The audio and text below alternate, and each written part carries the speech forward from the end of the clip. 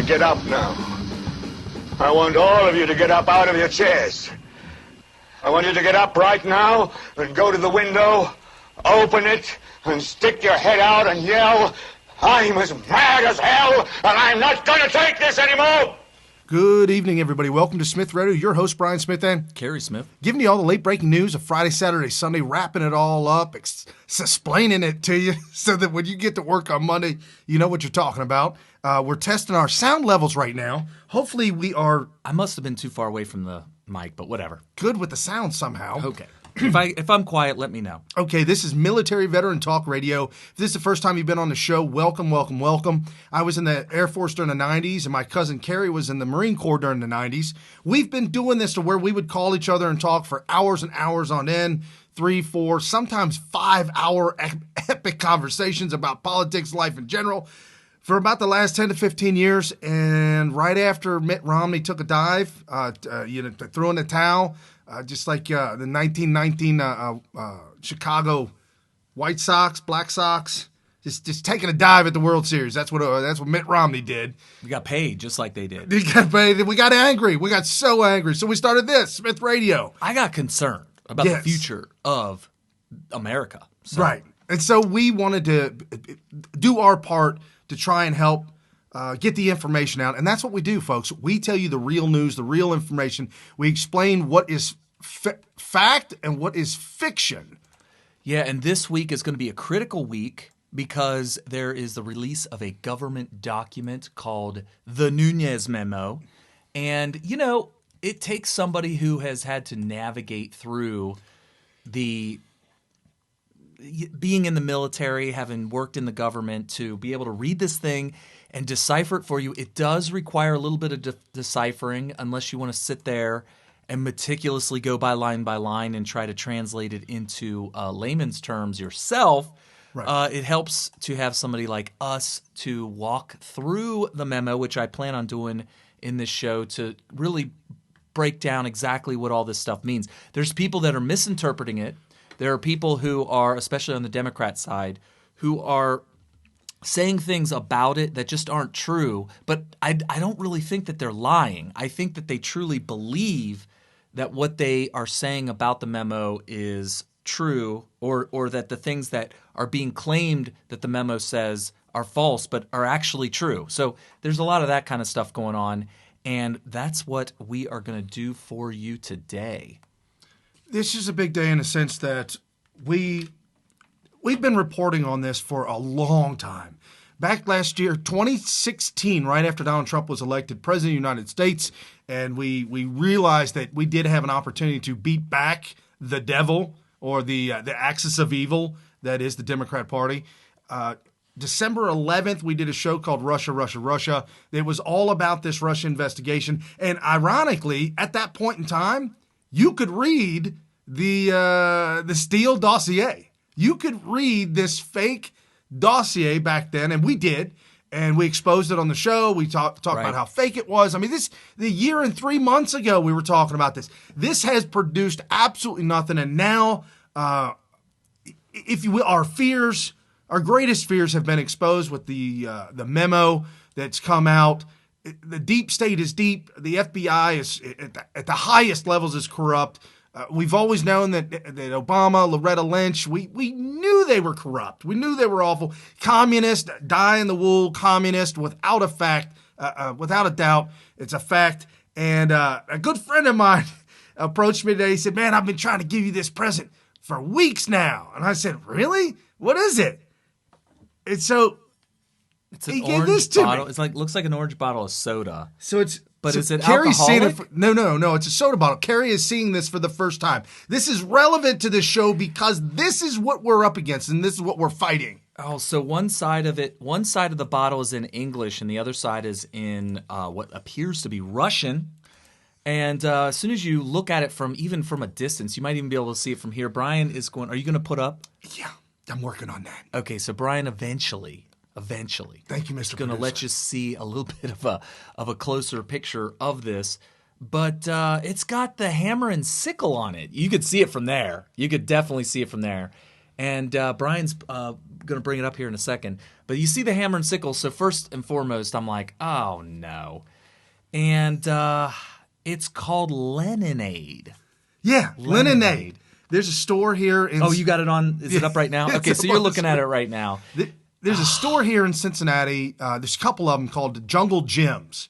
And it's a huge... Oh, it's known throughout the world. Okay, huge market. It's a famous grocery store. Really famous. It's been on the Travel Channel. It's been on all kinds of stuff. They did like a whole hour-long show on it once, I think, on the Travel Channel. But basically, they have products that you normally don't find at your average grocery store. And apparently, Brian sought something out. Did you go there today? No, this was a gift. Oh, a gift from there. From a listener, a rabid listener. We have a lot of rabid listeners. So on the back, it says there's a party in every bottle. Which is a reference to the Communist Party. Right. Political party. Surprisingly satisfying, simple Soviet-style soda. Oh, I don't like that. Surprisingly satisfying? Our 5-year plan. This is on the bottle. Our 5-year plan. Drink a bottle a day for 5 years and become a hero of socialist flavor. What? Yeah. So they're just trying to make a big joke out of it, apparently. Misa, chill down this bottle and chill out. Drink, comrade, drink. It's this or the gulag. What?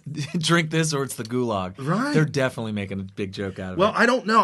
The one problem I've got with this, it says, somewhere it said, a taste worth standing in line for. Oh, okay. So they're definitely making a big joke out of it. I don't know. And I'm of course, very skeptical. It's got to be alcoholic because it says right on there next to the hammer and sickle, get hammered and sickled. There you go. Get hammered and sickled. I'm very skeptical of this. It makes a joke about communism. It makes a joke about USSR. It makes it funny and it makes it fun. And where does this come from? Well, there is no like a company name just per se. There's no real. It does have the proper there's a labeling. website. There's a website and it says learn about soda. realsoda.com, made by Real Soda in Real Bottles Ltd. Like this is the name of the company, In Real Bottles. And they have a phone number on the bottle, which is kind of strange. Does it have a U.S. area code or country code? Yeah, it's in America. Okay.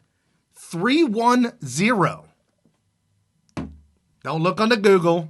If you know it, if you know where that's from, 310. And I've got an unfair advantage because I actually had, here's the hint. It's got to be California. Yeah, I had a 310 phone number. Okay. I didn't know where in California, but as soon as you started talking, I was like, oh, if he knows anything, it's got to be California. Santa Monica, Marina Del Rey, they're right there on the West Coast, as far west liberal as you can get. But I got to give them credit, though. They kind of make fun of socialism a little bit, or communism, if you will, by saying that you have to stand in line for it and it's worth it. And because that's the big joke. That was the big thing about Soviet Union is towards the end there, it became a real problem where you would have to wake up in the morning and go and stand in line and hope, and it wasn't always guaranteed, but it's possible you could have got your little chunk of bread before the end of the day. Right. And if not, you had to come back the next day. Right. And that was literally what was happening in the Soviet Union. And of course, that led to only several years later it collapsing. Right. So, and so anyway, not much has changed. Communism is what it is. Dictatorship, socialist, still failing left and right. I mean, look at Venezuela. It's guaranteed to fail every time. Right. And look at the Democrat Party. Well, they've gone down that road. They have embraced communism. Right. They are the Communist Party at this point. So full-fledged. So if you want, we can go chronologically. We can back up. Folks, sure. If you were with us, hanging out with us Tuesday night, thank you. That was awesome. Yes, Tuesday was fun. Had a blast watching Donald Trump give his first State of the Union address, and it was nothing less than epic. It was more than I was expecting. I thought that he was going to go through a laundry list of the accomplishments, which obviously he has the right to do and should do. He shouldn't hold back on some of the great things that are happening in America since he's taken over. However, I was thinking, wouldn't it be cool if he just started slamming them or whatever? And then I thought, well, you know what? It's in their house. It'd be a little bit uncouth to do that. And it turns out he did something very similar to what he did at the inauguration, which also shocked me. And that was to give all the congressmen and all the congresswomen in both houses a lecture on what it means to be an American and what it means to be a representative of American citizens. To serve the people. Your job is to serve the people. And the problem is, in the past, with other presidents, even Ronald Reagan, is you would not dare, even as president of the United States, insult these people by giving them a lecture on Civics 101. And yet that seems to be what he did both at the inauguration and at the State of the Union. And the funny thing is that we not only love to hear it, not just us at Smith Radio, but I mean, you look at the polling average or the polling data on whether or not you liked it, and it was broken down by party and whatnot. So they obviously loved it. So it was kind of pandering to them in a way, but in another way, we needed to hear that. We need to refresh what being an American is all about and what the founding was all about, how it's all about liberty and the Constitution and all that kind of stuff. So it's really awesome. Right. And so Trump, the numbers that came out afterwards, the polling numbers, they said 97% of Republicans polled said they agree. Which is cool. With Donald Trump. They agree with the State of the Union address. It was great. Juxtaposed Democrats, I believe, was 36% agreed. I think it was 40 something, 41, 40. It was not. It was in the 40s, but no. Here's the problem: these are only Democrats polled. 40? Less than half. Yeah. So you're saying what? It should be higher? No. I thought that's actually kind of high because most people who are still voting Democrat right now are currently saying when they pick up the phone, "Oh yeah, I vote Democrat, straight party line." Well, not only that, but they're saying that we need to get rid of Donald Trump. He's a traitor. Impeach. Impeach him. Do anything possible to get rid of him. And yet 40% of them had a positive reaction to the State of the Union address. Yeah. Independence, which is politicians always trying to get an independent here or there. Independence, 75%. That was 72. Whatever it was in the 70s. I'm sure not just trying to be accurate. Where's your numbers? Let's just round it up. 3. To nearest. 72. Something. And a half. I don't know. The fact that it was over 60% is pretty much an absolute landslide. I think what it shows me, based on what I just told you a second ago about how it's kind of a lecture on Civics 101 to the congressman, is that I think that even people who have been completely brainwashed by the Department of Education really like the idea of the philosophy of the founding of America, freedom, liberty, and limited government, and not being so oppressive and tyrannical as a member of the government. And isn't it fitting that was the start of the week, considering how we ended the week? Oh, no, it was so absolutely. Fitting. Absolutely. So awesome. I do have a video clip and I got to throw this in there. Folks, if you're not following Mark Dice, you're not living life. I'm just saying. You're not a part of the movement as far as I'm concerned. There's a list of people, which I keep on promising for the past year that I'm gonna compile for everybody that you should be following if you're really a part. If you want to have your finger on the pulse of the movement. Some people call it the Trump movement. I think it's an extension that started probably before the Tea Party. Then Trump came along and just took these people and ran with it. And we call it the Trump movement, or you could call it the MAGA movement. It's probably better. And Mark Tice, he's definitely I would call him a leader. And he's got 1 million followers on YouTube, which is remarkable considering huge. YouTube is desperately trying to censor these people. Take a look at Nancy Pelosi's face when President Trump announced that he's going to be adding 10,000 new ICE agents, immigration and custom enforcement agents, in order to solve the massive illegal alien problem in this country. Oh,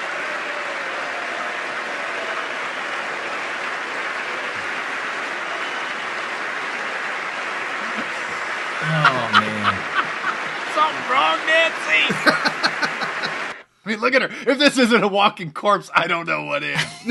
Yes, the Democrats are furious that we're going to make America great again, and listen to them literally moan after President Trump announced a special task force to investigate crimes committed by illegal aliens. He's calling it VOICE, the Victims of Immigration Crime Engagement. And we must support the victims of crime. I have ordered the Department of Homeland Security to create an office to serve American victims. The office is called VOICE, Victims of Immigration Crime Engagement. We are providing a voice to those who have been ignored. Now, that was from the official White House feed, so you couldn't really hear it all that well, but have a listen to the CNN Check out this feed, the CNN feed. And we must support the victims of crime. I have ordered the Department of Homeland Security to create an office to serve American victims. The office is called VOICE, Victims of Immigration Crime Engagement. We are providing a voice to those who have been... Don't investigate crimes from illegal aliens, Mr. Trump. Look at this insane article from Raw Story. This is how genocides begin. Seriously? The internet is stunned by Trump's plan to set up voice program targeting immigrants. It's targeting criminals. Joy Reid, a lunatic from MSNBC, calls it a Gotham City-esque agency. This Tom says it's sinister. It's sinister now to investigate crimes committed by people who aren't even supposed to be in the country to begin with. This MSNBC contributor calls it racist propaganda and how genocides begin. Two different people. It's going to start a genocide. How funny, huh? You are now entering a new dimension, not only of sight and sound, but of mindlessness, where liberals believe that investigating crimes committed by illegal aliens is genocide. You are now entering the liberal zone. But you know what? He's not going to be president. Donald Trump is not going to be president of the United States. Take it to the bank. Was that Donald Trump? Donald Trump. Donald. Take it to the bank. She also said she slipped a lip and called one of the departments, the FBI, the CIA, the DNA. And then right after DNA, she said DNI. And nobody said anything about that. And so I'm like, well, it's got to be real, right?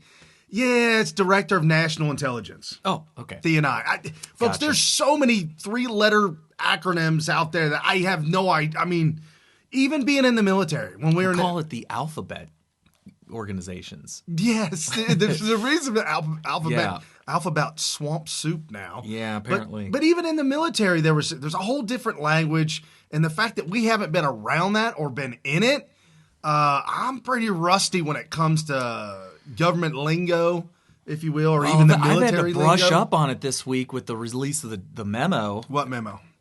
Did you get a memo? It's called memorandum. Memo is short for. It's actually an acronym for material, education. I don't know. Did you get me a copy of the memo? I didn't get the memo. I can forward it to you. It's right That's here. okay. I don't need a memo. Yeah, because you got me. I'll just tell you everything that's in the memo. Right. So let's wrap it up. The entire speech with Donald Trump, the first State of the Union address speech. I've talked about this so much, folks, so I apologize if there's a lot of great points. I mean, it was phenomenal. They said the speech was A+, through the roof. It looked like he had practiced it very, very well. He had it down pat. It wasn't fake. It was real. This ain't, what does it say? This ain't Disneyland. This is real as it gets. Okay.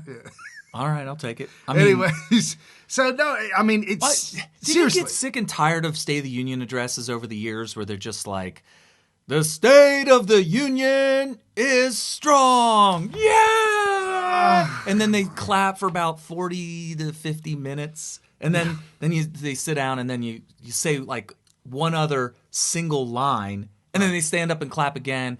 And it's almost like this, it's just not real, like you said. And then this one is more like, no, let's just talk about what the State of the Union really is, where we're at, where everybody else is at, and where we need to go, and why. And so we talked about this on Tuesday. We normally don't have a show on Tuesday, but I thought, you know what? It was pretty exciting. We didn't have a show on Tuesday, so definitely check that out. We literally did we watched it with you guys. So the entire time. Sorry if you missed that. If you want to see the very beginning, the first 30 minutes was us talking and kind of show prepping, just prepping. The pre-game show. Yeah. And then at the very end, if you scroll down to the end, then you can see our commentary at the very end as well. I did take the day off from work, so it did, that's sacrifice for y'all, but I really, really thoroughly enjoyed it, and I was really happy about it.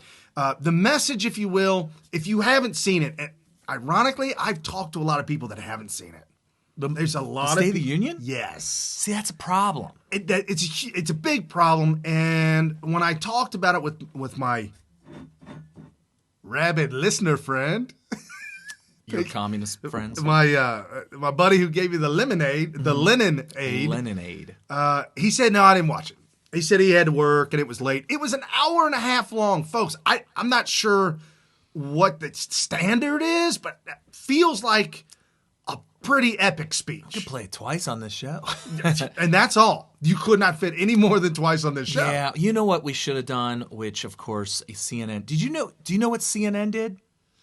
CNN, all right, when we did our show, we used the C-SPAN live feed. Correct. Which, after a lot of research, I found out we technically didn't do it exactly right. Okay. When you're only supposed to play a live stream of C-SPAN live with prior permission, which is fine. Oh, if you are playing a clip from C-SPAN, all you have to do is say that this is from C-SPAN. That's it. Okay.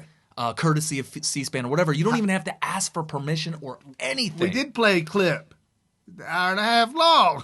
Well, it was live, so we were probably supposed to get prior permission. But here's the problem. Well, you can play a clip as long as it's not live, without permission. Without permission, as long as you attribute the clip to C-SPAN. So, little inside baseball, because we were hit hard by YouTube. Yeah. Who sent us a letter and said, yeah, we took your video down. We're not going to let anybody see it. We're not going to let anybody play it because CNN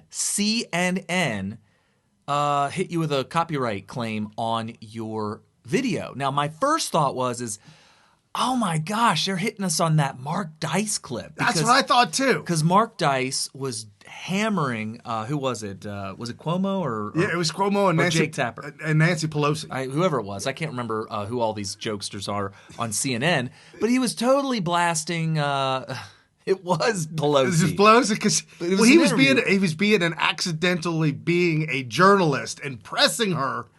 And she was not prepared for that. In fact, I guarantee you it was fully explained to her that this was an opportunity to make everything right. And he pressed her in a way that she was thinking that they were not going along with the script, and so she pushed back. So Mark Dice did a video about it, and we played that video.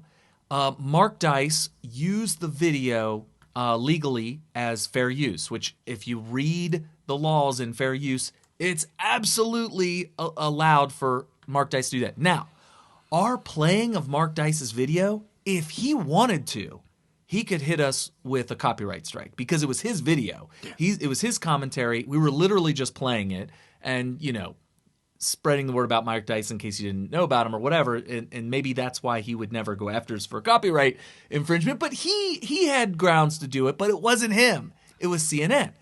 So turns out, I found out that somebody else who also played it was Bill Mitchell.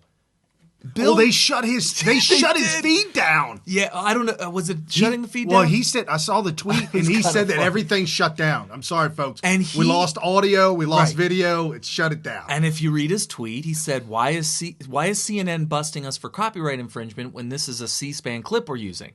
So the same thing happened to Bill Mitchell, and that's when I realized, it wasn't the Mark Dice clip, it was the C-SPAN clip. So I started blasting all over YouTube, CNN, everything on Twitter, basically calling them out for being a shill. I mean, YouTube is a shill. When they start to have you ever busted somebody for copyright infringement? No. I tried to once. I saw somebody was using a music video, and this was years and years ago. I don't even bother with it anymore. This is back before I knew that Google and YouTube were a militant arm of the Democrat Party. And so I decided to help out this artist, a music artist, by trying to flag this guy's video for a copyright infringement because it was not covered by fair use. Basically, he was saying, shout out to this to Michael Jackson for something stupid like that for using his video, which is totally copyright infringement. You can't do that. You cannot play the video and say, "Oh, I put the lyrics to it so you can see the." People do it all the time. Yeah, I know they do, but that's not covered. Okay, so I tried to flag it for copyright infringement, and guess what YouTube did? They said, "Is this your video? Do you own this content?" And guess what? Because I didn't own the content that I was trying to flag, they said, sorry, we only take copyright infringement claims from the actual owner of the content. So I had to move on. I had to take a walk. My question is, why is now all of a sudden YouTube is allowing CNN to do a copyright infringement flagging on behalf of C-SPAN? Same company, same corporation? No, I looked it up. Tied together somehow? Not that I know of. I have no idea. Well, even if they were, they could do the copyright infringement flagging on behalf of C-SPAN, not CNN. Right. So I was just beside myself. So And anyway. it wasn't one. There were multiple videos that got flagged. Oh, right. Well, multiple videos. The next day, within 24 hours, a different video that had been posted weeks ago that apparently had some CNN content on it was also shut down by YouTube. So basically, CNN has put together a paid staff to comb through Smith Radio videos. I know you're probably thinking, oh, Carrie, whatever. They're not doing. Well, what else? I mean, I have no idea all what of a else it sudden would be. we're getting flagged Yeah. on old videos by CNN. We're getting notified by YouTube. This is really weird. And by the way, your money that you pay for your cable bill, assuming that you do, Right. is paying for the lawyers or the staff to comb through Smith Radio videos That's to flag CNN. them. Yeah. Right. Because CNN gets a piece of all that yeah. internet money, if Yep. you will. However, Or they cable get money. Cable money. However, they get cable. Because I just had the internet. Sorry, folks. But they get a piece of that pie, but it's the smallest piece there is. But it's what's holding them afloat. But it is what's holding them afloat. yeah, Absolutely. It's holding them afloat, 100%. So just in general, if you haven't seen the State of the Union address, you absolutely, it's your civic duty. Oh, it's still up on the Periscope because Periscope is just Wild West. It's so far. Wild West on Periscope. Yeah, but if you and it's pinned at the top of my Twitter feed right now at Brian P. Smith. Is it? Let me see. Oh, check it out. I just got a notification that we got a little bit of an issue there. Oh, hopefully that didn't go on too long. Nope. Yeah, Vesey points out sorry. to get rid. How long? What? I don't know. It might have been a couple of minutes. Sorry No, I about looked down. It looked Okay. well. It's a little frozen. If we're frozen right now, don't worry. Brian fixed it. So anyway, Vesey points out that you got to cut the cable. Yeah, you got to cut the cable. Gotta You really cut. should. And then just do all your stuff online. And listen to us every week, folks. You can take us along in your car. iHeartRadio.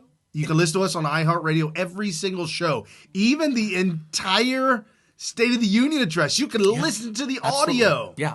Well, not only that, but if you follow us on Twitter, I always thumb up YouTube videos that I think you guys should be watching or that I find entertaining. Right. You don't need no cable. You just follow Smith Radio on Twitter, and all of a sudden you're going to start seeing YouTube videos that I recommend to you. And all of a sudden you have hours and hours and hours of information that actually you end up getting more informed that way. That's how I get informed. Not just YouTube, but all this kind of stuff. You get more informed that way than you do relying on cable or your local news or national news that you get on mainstream media. Right. It's just not happening. I was in an office somewhere, and the news was on. Fox News was on the TV. Commercial came on.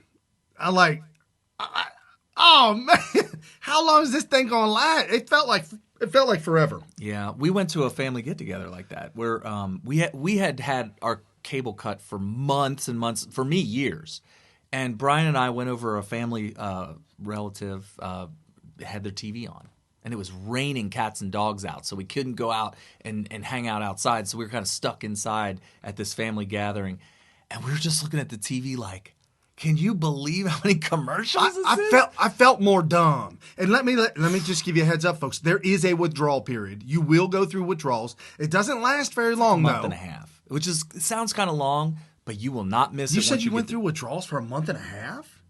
Well, yeah, because we were desperately trying to make up for the lack of entertainment by going to the library and borrowing movies and whatnot. And I felt like, oh my gosh, it's not going to be very long before I'm out of movies and the whole entire library is going to be done. I'll have seen everything. Well, it turns out you get to a point where you get into this rhythm where you're getting new information the right way by actually going out and trying to.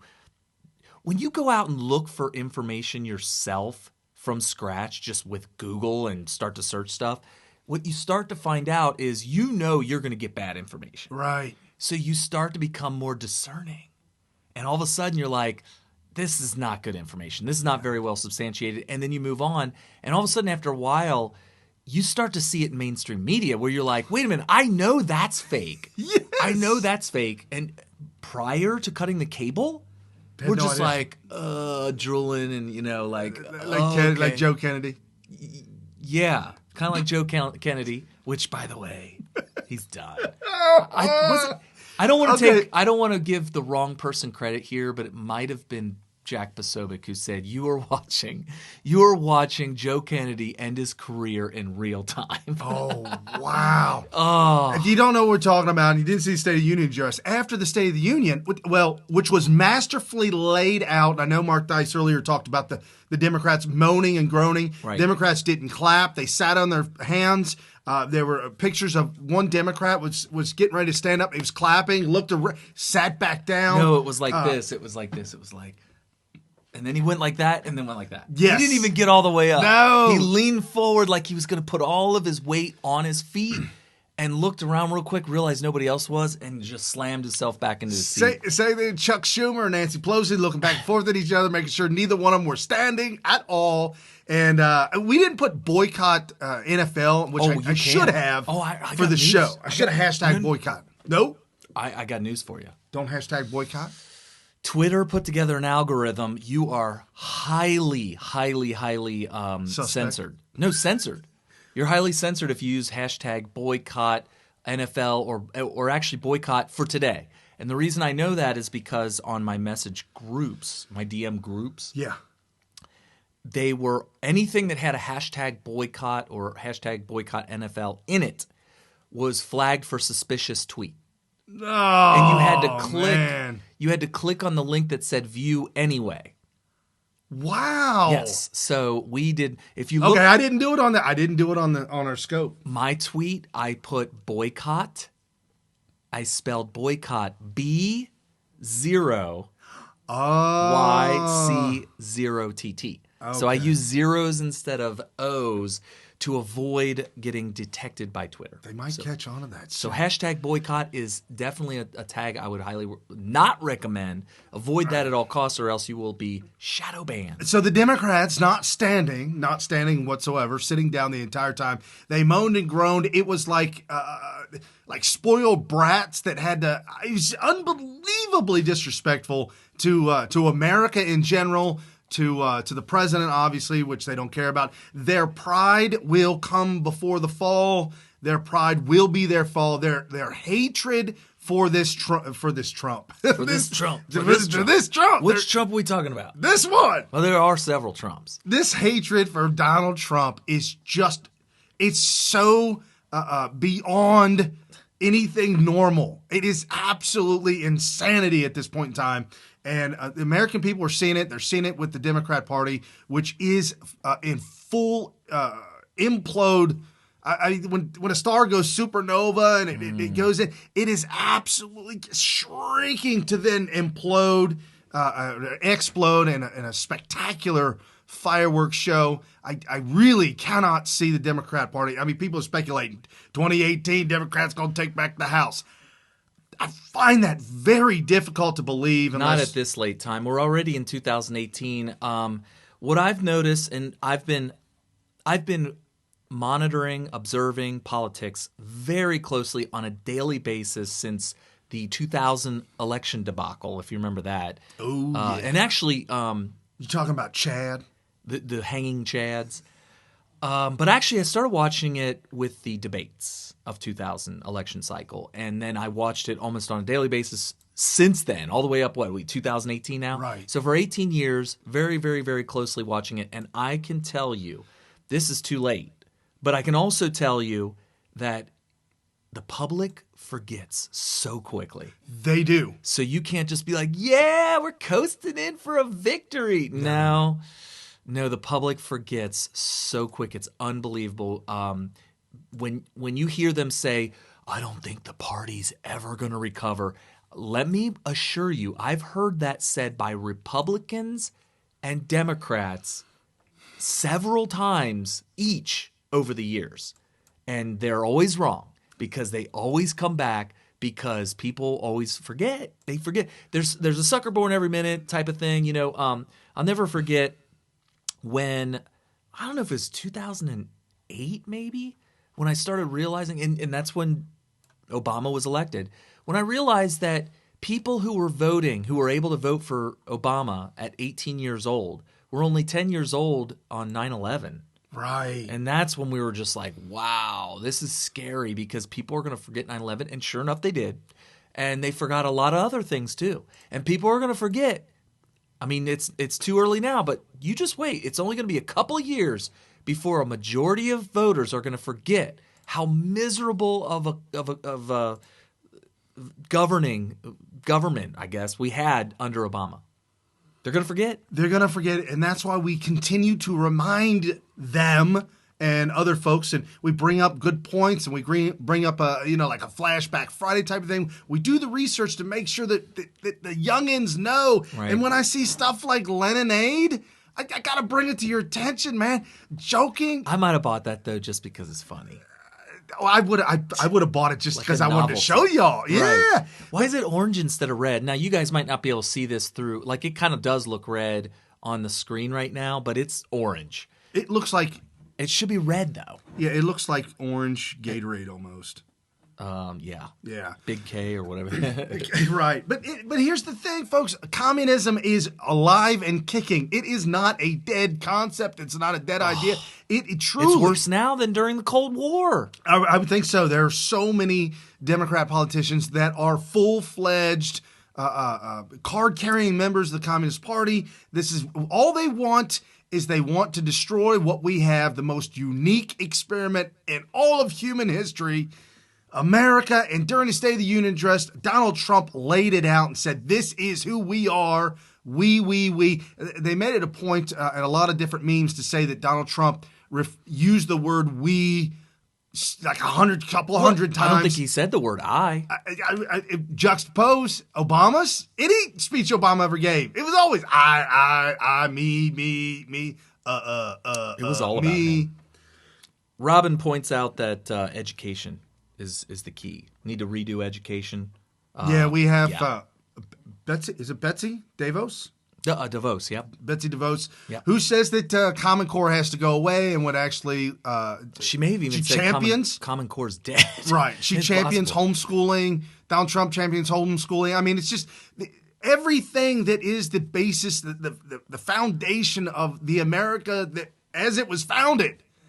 That's what Donald Trump believes in. You might not like what he says or how he says it. I don't care. You may even see. I was talking to some people last week. They're like, "Oh, if you just quit tweeting." I said, "Well, what did he tweet that made you mad?" I don't know. They just said he tweets a lot. I'm like, "Are you on Twitter?" I have a millennial. No, I don't friend. do that garbage. I don't do that garbage. I'm like, "What? How do you know?" Check this out, Brian. I have a millennial friend. I haven't talked to this guy in years, but he's a millennial. He's pretty young, and he's an electrician. He works for the electrical union. Ooh. And he said, "Oh no, don't get me wrong. They pushed the Democrats in my union, but I voted for Trump. I'm a Trump supporter, so don't get me wrong." He was asking questions about the memo on Facebook. Oh, okay. And so I answered all his questions, and he said, "Don't get me wrong. I'm not attacking you. I voted for Trump." So we ended up talking about Trump a little bit after that, and he pointed out, I just think he needs to stay off Twitter. So somehow the millennials have been duped into thinking that there's something wrong with either what Trump is saying on Twitter or that he's using it at all in the first place. I don't know who's tricking them into thinking this. I don't know who they're listening to. I don't know what the people that they're listening to are saying, but it doesn't make any sense to me. There's a couple times where he tweets something where I don't know if he purposely misworded it to give the wrong impression. So I would say, hey, be careful on your grammar because it could be interpreted certain ways. That would be my only criticism of Trump's tweets, is that sometimes it could be interpreted maybe differently than what he intended. Now, there's some 4D chess people who say, oh no, he did that on purpose. Because he was trolling or he wanted people to react a certain way even though it wasn't true and whatever. But I'm not talking he's posting blatant lies. I'm just saying that you could say because of the lack of a comma or the very word he used. Wirestap. Not really 100% Come true. on, man. Yeah, wiretap's a good example. Wirestap? What, he got to tap a die set and he try to put some holes in some wire? What are we talking wires tap? My electrician friend would say, I know wires, and I'm telling you now, there were no wires tapped into. Come on, man. What are we talking about wires? But that's not what he's talking about. However, surveillance. The wording that he used was so epic because the entire liberal crowd, MSNBC, CBS, ABC, NBC, DNC, all the acronyms. All the alphabets. All the alphabets. It was triggered. They couldn't stop saying, how dumb is he? I talked to one of my... tapping wires. How dumb is this president right. tapping wires? It's interesting that you say that because that pretty much supports what one of my sources that I'm going to say on the air right now said today. He said, as long as he's got people talking about it and as long as he's got his opposition trying to win the argument by playing semantics, we are winning. Well, yeah. That's so true. Literally, the wiretap thing, perfect example. They can only win the argument by saying he used the word wires, and we know what wires are. They're physical, copper, shielded things that go through walls. And I'm going to tell you right now, I want to see proof that he had physical copper insulated pieces of metal that somebody physically scraped and wired into and tapped into that. I want to see the proof of that. It's like, dude, you're playing semantics. We know what he means when he says my wires were tapped. Oh, not only that, but most of America, most normal people, it was a visual. The words wiretapped, and we know it from years gone by. He had to have been talking to baby boomers, Gen X people. Right. I mean, just in general, anybody that was born before a cell phone, we know what he's talking about. And the visual was there. Anybody that watched a James Bond movie but from back in the day with Sean Connery, you just know. Yeah, everybody knows what he means when he says my wires were tapped. Everybody knows what it means. So it's interesting. It's interesting that my buddy today told me that because we're winning true. the argument as long as the narrative is going that direction. And so Eric Trump tweeted out an article from dailymail.uk or co.uk. I don't know why they do that. So dailymail.uk, we got to go across the pond to get information. Did you hear about the new approval ratings after the State of the Union address? Approval ratings for Donald Trump. Did anybody hear about that? I didn't know there was an approval rating that came out. They had no idea. Oh, they must. So we didn't hear about it? I had no idea. Wow. Donald Trump catapults to 49% approval rating. Somebody said 51. There may have been a different poll, like two different polls. Somebody said 51, which obviously the key is to be at 51 or higher, right? Right. You got to get over that 50% hump. But here's the thing, and if you guys are like, oh, the polls are rigged, the polls are low, I know they are. I know they're rigged. I know they're low. I know they call up Democrats and say, hey, there's a poll about Donald Trump, and I'm going to put you down as Republican, okay?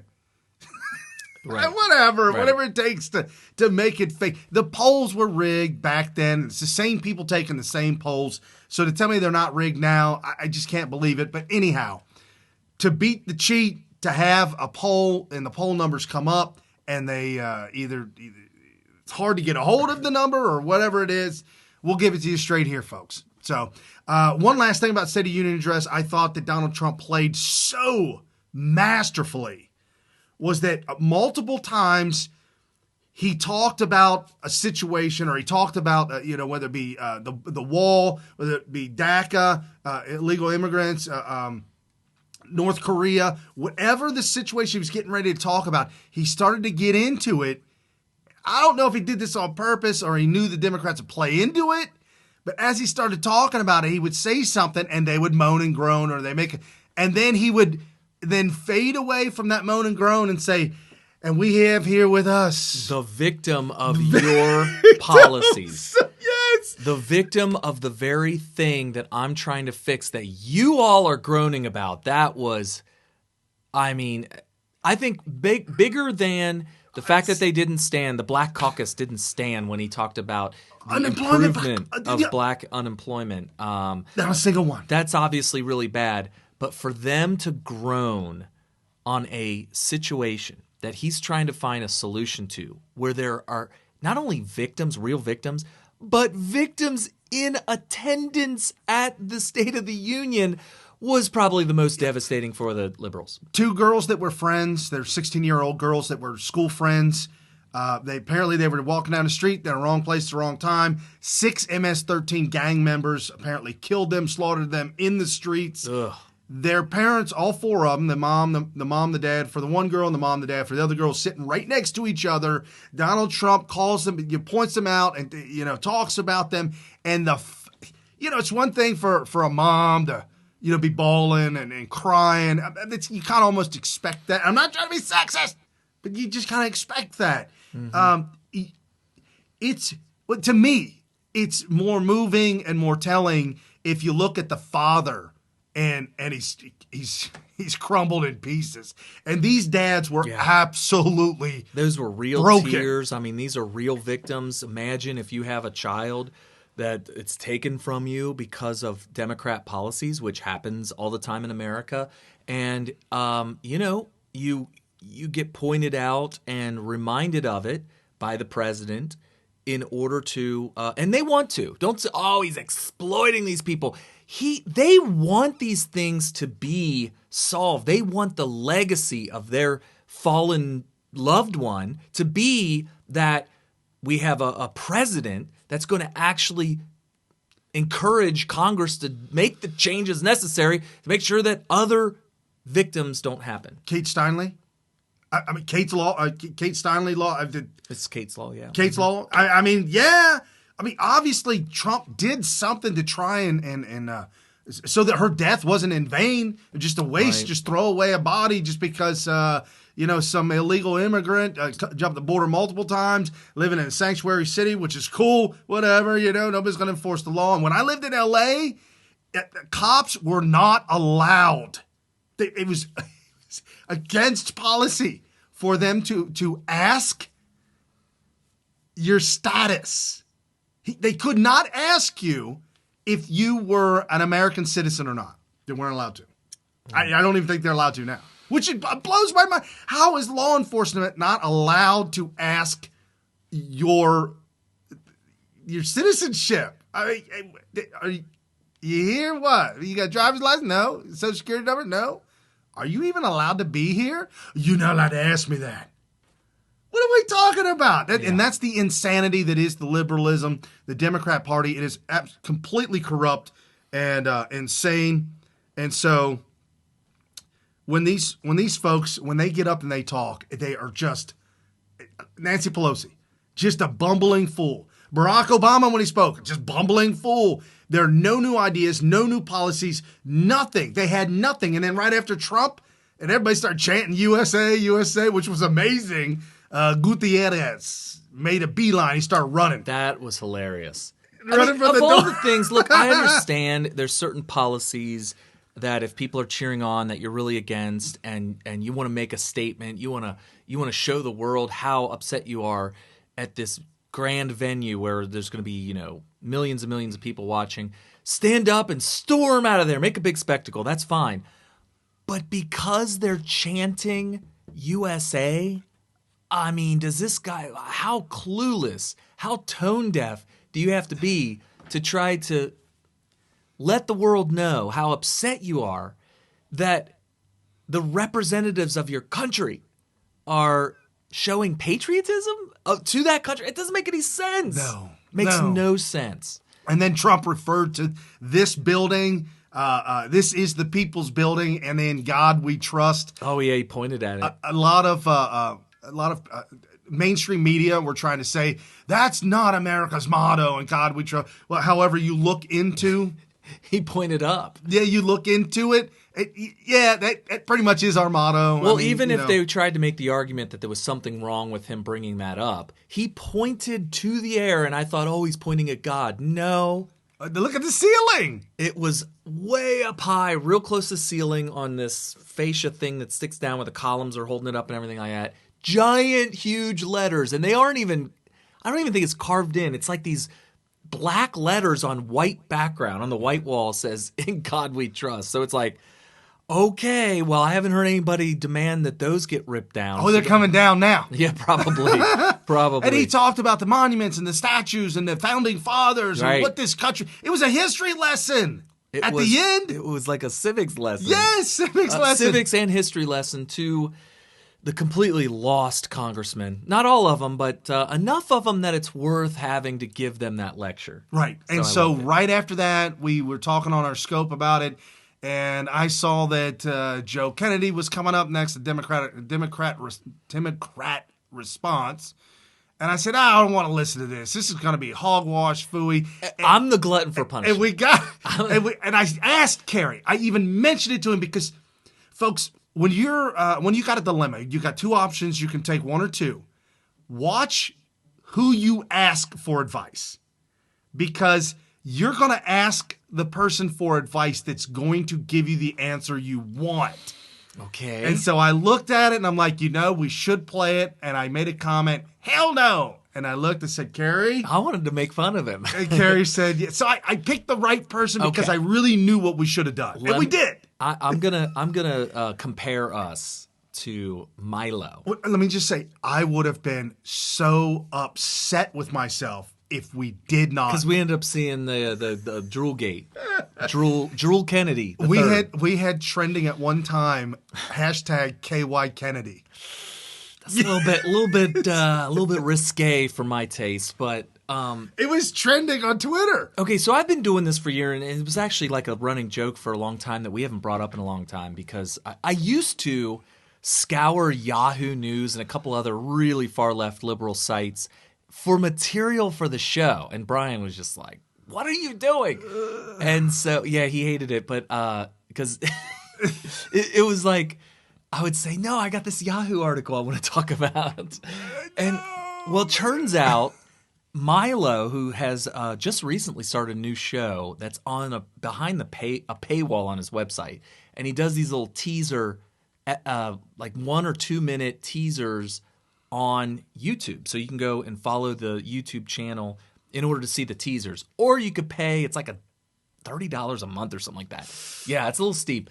It's like $1 a day or something like that. Rush Limbaugh's only $9 a month. I know, but Milo's doing what he's doing, whatever. It works.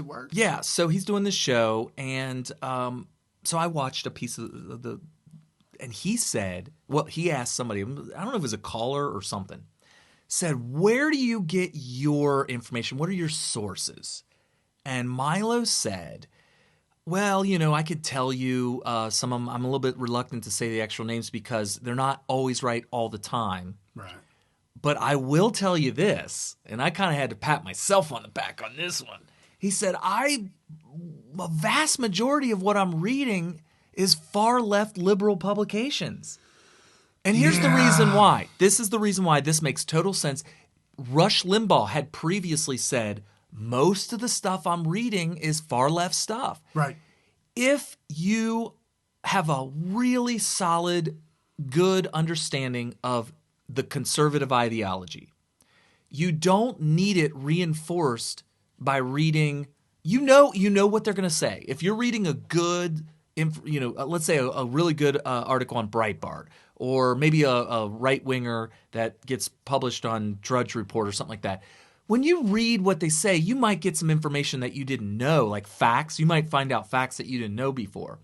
but their interpretation of it should be exactly what you expect because you already have a good, solid foundation of your ideology. Now, I'm not telling you guys that you should be only reading liberal publications because I don't know, for you guys listening to me right now, I don't know how solid your foundation of your ideology is. And so I'm assuming the reason you listen to us is because you're probably learning about it, right? Well, and that's cool. Not only that, but I know a lot of folks listen to us because it's entertaining. Right, and we like to have fun. We like to joke. And my take on it might be a little bit different than Carrie's take on it. And so we go back and forth, and it's good. It's good like that. We definitely got our own thing that way. But I don't need to go and read a bunch of just right-wing stuff to get the facts. I like to – I get – the main facts, and then my opinion's already formed because I'm solid, rock solid. If you follow me on Twitter, you see all my responses to all these people, rock solid, right-wing ideology, conservative, constitutional, nationalist, all this kind of stuff, all rock solid.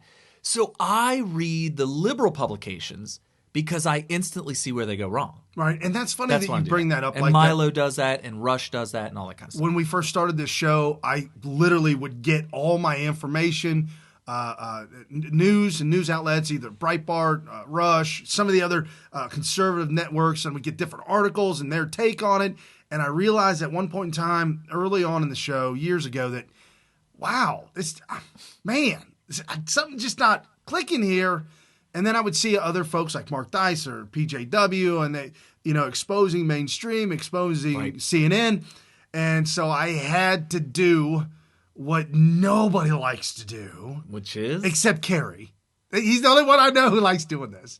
Your father's the opposite. If they start talking, he turns it off. If they start going left. Yeah, if they start going, if they start talking over each other and shut it down. Well, I don't like the talking over them. Yeah. But anyway, so I started diving in, and you'll see the clips that we have from CNN clips where we absolutely obliterate CNN, rip it apart. This is where they're lying. This is where they're not telling the truth. MSNBC, ripping it apart. I mean, I've gotten to the point to where now I'm blocked on Twitter by Jake Tapper, fake Jake. Right. That's pretty cool. He can't, he's got to be in the echo chamber or he's very uncomfortable. Joy Reid, I blocked on Twitter because... I actually watched her this morning. They said that she was awful this morning. They said it was rough. It was really rough. She is... I watched her for the first time this morning. I should say, for the first time in months. It's been months since I've watched her. In fact, anytime I ever report on her, it's because I saw that she tweeted something or that she had been referenced in some sort of an article or whatnot. But today, I just said, I'm going to watch her show for like an hour. Maybe 2. I don't know. How long is it on? I don't know. AM Joy is like a 3-hour show or something. What? I don't know. It was on all morning. Holy smokes. So I'm watching it and I'm like, this woman is worse than fake news. She's like in this delusional alternate universe where she's got this narrative in her head that is so gone. It's completely detached from reality. And because I knew that already, there was nothing to get upset about. Right. I didn't like that, knowing that there's people watching this that are getting false news or getting a false idea. I hate people getting excited and happy and joyous when Joy talks about impeach Donald Trump for treasonous charges, should be thrown in jail. You got the shooter who takes and wants to kill all the Republican senators practicing, who's an avid burning Bernie Sanders supporter and has on his timeline every single talking point of CNN, MSNBC that's making him rabid. Yeah, the Scalise shooter. Yeah. Yeah. Oh, and Donald Trump talked about Scalise in the State of the Union address. I mean, gave him a standing ovation. Everybody gave him a standing ovation. It was everything you ever wanted. It's a reminder of the killers that are in our just around us everywhere. The Democrat Party. Yeah, absolutely. So the other thing that happened this week, something about a memo released. Somebody put this meme up, and I liked it. I thought it was pretty awesome. And they said, "Are you going to show it to him or no?" You think I should go full screen? You may go full. Yeah, show it to him, and then you could read it when you show it to him, whatever. Oh, is that all the bigger you can get it? Yeah. Man, you need to learn. In Apple, you can blow the screen up. You can zoom in, but you have the wrong. I have an Apple. What? This is an Apple. What are you talking You don't about? have an Apple keyboard. I know it's being charged.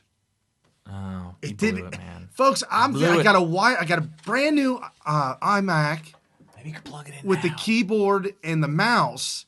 And they're wireless. And for 4 months, I battery- had no idea. For 4 months, there's no batteries you change out. Yeah, the old ones did. The old ones you put double A's in. So you got to charge them. Right. I had no idea. Anyway, so I'll just put it up anyhow. You guys can see it. It's squint if you want to squint. I don't know what to tell you. We'll just read it for him when they, yeah. All right, All right, there read it you for go. him. George Washington predicted a Trump presidency? No, come on. We have created a system to where even 2 1/4 centuries later, hence 2 1/4 centuries hence, 250 years later, a common man such as an actor or architect could overthrow a corrupt and venal polity through the peaceful electoral process. Interesting. It's peaceful so far. There's a lot of problems going on. A lot of bad actors. Yeah, I mean, he didn't have much of a deep state back then.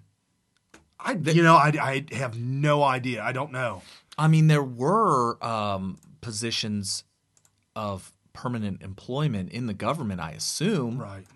That's just kind of the way, whenever you're an elected official, you have people that work for you to get the job done. So those would be some permanent employees. Of course, if you lose your next election, all those people are laid off. But Right.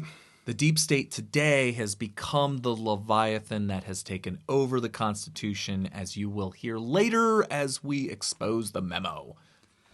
So you want to start with MSNBC? Is this about the memo, or because I'm Yes. thinking before we get into is this after it been released? Because I'm ready to go over the memo. Okay. You do what you want. Is that a reaction to it? Yeah, Donny Deutsch. Deutsch. So the memo as released was 6 pages because the first 2 pages included a letter from the executive branch, in particular the White House. It was a presidential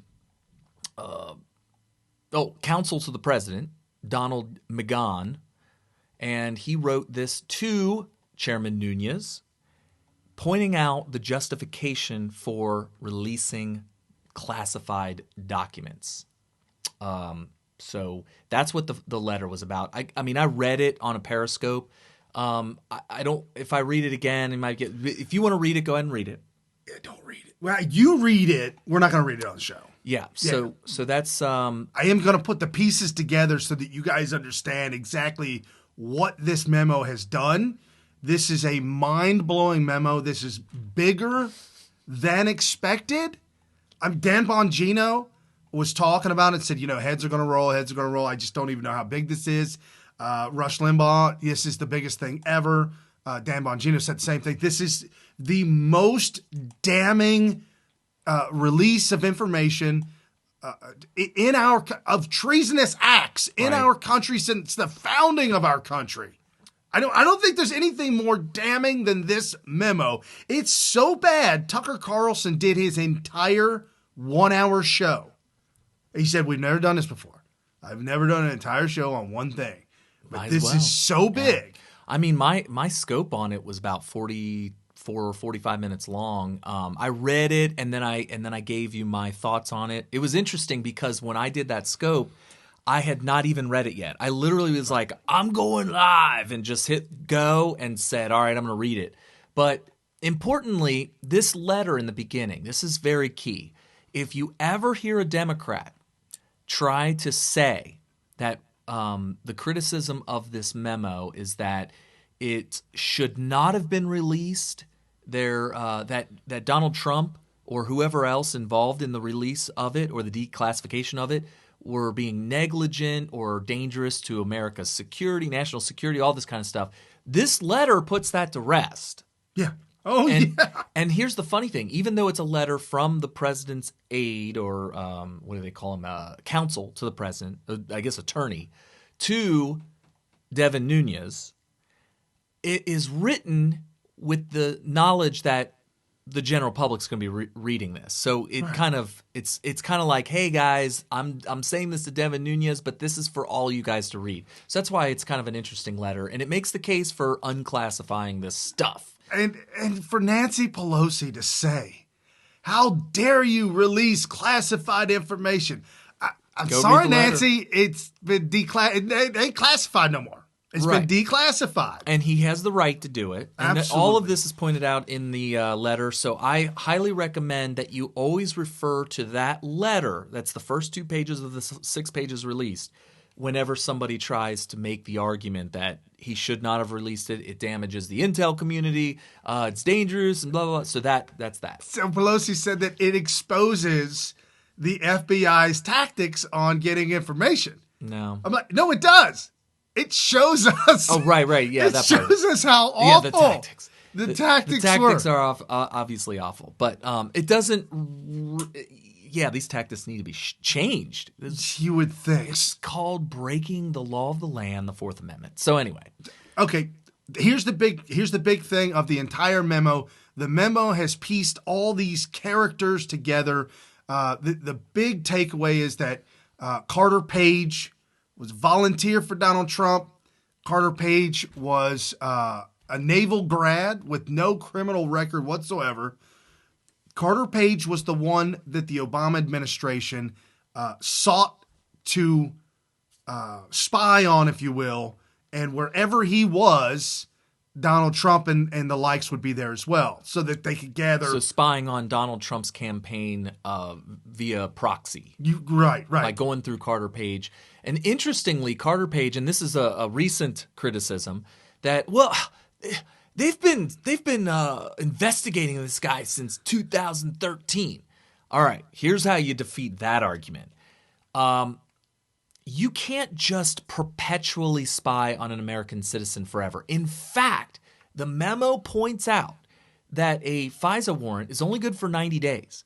And if you want it to be renewed after that 90 days, which you can, there has to be new probable cause. You can't just keep on renewing it with the same probable cause over and over and over again.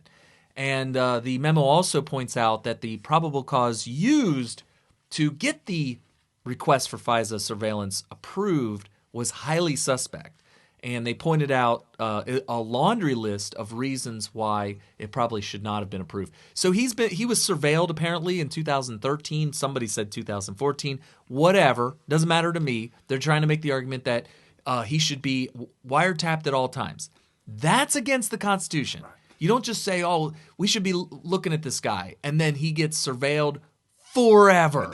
That's not how it works. No. That's not how America works. You need to go pick up a Constitution and read it again. That's how the USSR worked. Oh, right, yeah. That's not here. So anybody that makes that argument is literally arguing for a police state. Yes. Absolutely. So when nothing was found, which, by the way, he's not in jail. He wasn't charged or convicted of anything from 2013. He's never committed a crime. There are no crimes on him. He's a naval graduate, and 3 times Comey, Rosenstein, and McCabe 3 times signed off on that he should be investigated and that he is working for an agent of Putin. 3 times they signed off and said he was an agent of Putin. Yates was involved in that too. There's a whole list of people that signed off on the application for FISA. This is a little bit different. This isn't the FISA. This is just the 3, Comey, Rosenstein, and McCabe. The 3 of them said that this guy was an agent of Putin 3 different times and identified by the Obama administration in 2016. Isn't that kind of coincidental? In 2016, Obama says, this guy is an agent of Putin. How convenient is that from... Sorry, I got distracted. CNN, they pop-ups. You got it. An agent of Putin. The dossier made spying on Page possible because McCabe under oath, behind closed doors, said so to Congress December 2017. So McCabe, who's now relieved of duty as of Monday, Not coincidentally, by the way. In my Right. opinion. That's my opinion. And then the memo released on Tuesday. Right. McCabe said people was escorted out the door, never to come back to his office again. He was not allowed to go erase anything from his hard drives. No, and was heard saying, "I'm going to torch this place if you don't give me my pension." Oh, I thought if you don't my red line stapler. My stapler. I'm gonna burn this place down. Office Space. He said, "I'm gonna burn this place down because I didn't get my stapler." My stapler. I'm a stapler. I'm a stapler. That was McCabe. That was McCabe. And guess what? I better have the fire extinguishers on standby. If he and again, folks, torching the FBI means to expose all the dirty actors and the dirty deeds done dirt cheap. To take a line from AC/DC, folks. We're going to get busted for that. Man. So he is claiming if he doesn't get his pension, his retirement package, that he's going to turn coat on all these deep state actors. And I hope that they hold his pension on purpose and dangle it over his head and say, "I'll tell you what, you can have your pension if you give us what we want." Well, what can he give them? I don't know. Maybe a signed document from Obama saying, "You guys need to kill Trump." Testify against Obama. Yeah. And testify against Hillary Clinton. Here's another thing I'm sick and tired of. I'm sick and tired of, in politics, that when somebody is clearly in violation of the law, clearly, that as long as we can their punishment will be loss of power, and that's it. It's never jail time. When Hillary lost the election, she is now immune from any prosecution of any kind. I don't get that. You're still in America. You never left. Obama, he's no longer president. He did his 8 years of criminal activity. Yeah. And now he's gone, so we will never go after Obama because he doesn't have power. I am sick and tired of that. It will continue to happen. In politics, it becomes a game of just survive until you retire. Once you retire, you're immune. You're immune. They'll never come after you. Forever. You know why? Because there'll be new bad actors that everybody's going to be going after. Not you, because you're no longer in power. You're not a threat to them. You're not, you're done. You made it to the finish line. It's over. No, we need to stop that. I think that examples need to be made out of these people. I think it started with, with Nixon. The thing about Nixon is he got the pardon from Ford. Right. Now, my dad, who, by the way, was a hardcore Democrat. Right. He was alive then, wasn't he? My dad? Yeah, during Nixon. Oh, he was probably a voter. Oh, he was voting at that time. He was in the Union. Oh, wow. He was a Union voter, and he adhered to their ideology. So he was very far left. And he even said, "I'm really angry that Ford pardoned him." And I said, "Why? Because you wanted to see him in jail, or what would you want? Why are you upset about that?" Because I think that if he had gone to trial, that they would have found out that it wasn't as bad as they thought it was, or maybe he could have even been acquitted. Yeah. So he was angry that Ford did that because, and also he just wanted to know the truth. Right. And by him being pardoned, he ends up getting away with it per se. But you know what? Ever since then, it's like as long as we can take power, it's almost like the Nixon thing set the precedent that, well, you know what? Maybe justice wasn't done, or maybe it was. Maybe justice was done because he lost power, because he had to resign. We won. Well, how did we win? We won because Nixon's gone, and that's what we wanted, and that was his punishment. So from that day forward, the victory is when they're out of power. And so all the criminal activity, and it was criminal activity by Obama, starting with the IRS scandal and finishing with the FBI scandal. Russia. And all, well, the FBI scandal, you can accuse whatever of anybody of anything if but we know that the FBI scandal was criminal. We know that the IRS scandal was criminal. There's a whole bunch of other ones in there, but those are the two I think you should see time for. And then whatever involvement Hillary has in it, send her to jail. And also, she's got a lot of other issues like her foundation and just there's so many things. You mean her cankles? What are you talking about, her foundation? Oh, the Clinton Foundation, the Clinton crime family, where they funnel the money from foreign governments. I think that an investigation into that will land a couple of Clintons in jail, maybe 2 of them, possibly 2, maybe 3. That blows my. You put Chelsea in there? I don't know. What's her involved? What did you know and when did you know it? I don't know. Depends on what the word is. Oh, you're saying that Bill gets out of it. Bill will be the only one. His daughter, his wife, everybody around him, they all go to prison, and Bill's like, well, I'll be here. I'll be here for you when you get out. Maybe. Where's my cigar? Where's that next paid speech? Oh, yeah. Yes. I just go to Russia and just get paid. Right. So we're talking about McCabe. We're talking about the Memo gate, if you will. McCabe, who was McCabe and why is McCabe implicated in this? McCabe is a huge player in this entire thing. Obviously, Strzok and Page, what's the other Page's name? There's 2 Pages in this. Lisa Page and Carter Page. They are not related. Right. At all. Carter Page spied on, was the key guy that Obama administration used to spy on Trump. Lisa Page, FBI agent with Peter Strzok, who was colluding during. How do you spell Strzok? There's like a Z in there or something. I don't know. I got it's in the paperwork. I know. I just want. He's the one that I'm like. Is that pronounced stroke? You say it's pronounced Strzok. Everybody's calling it Strzok. It's okay, STR. It's probably Strzok. STRZOK. I was like Strzok. Right. Anyway, go ahead. So, Lisa and Strzok involved in the Hillary Clinton email scandal and the Russia scandal, the Russia collusion with Trump. Both of them involved with those 2 ongoing investigations. And both of them, well, at least Peter was a full-fledged flaming Hillary supporter.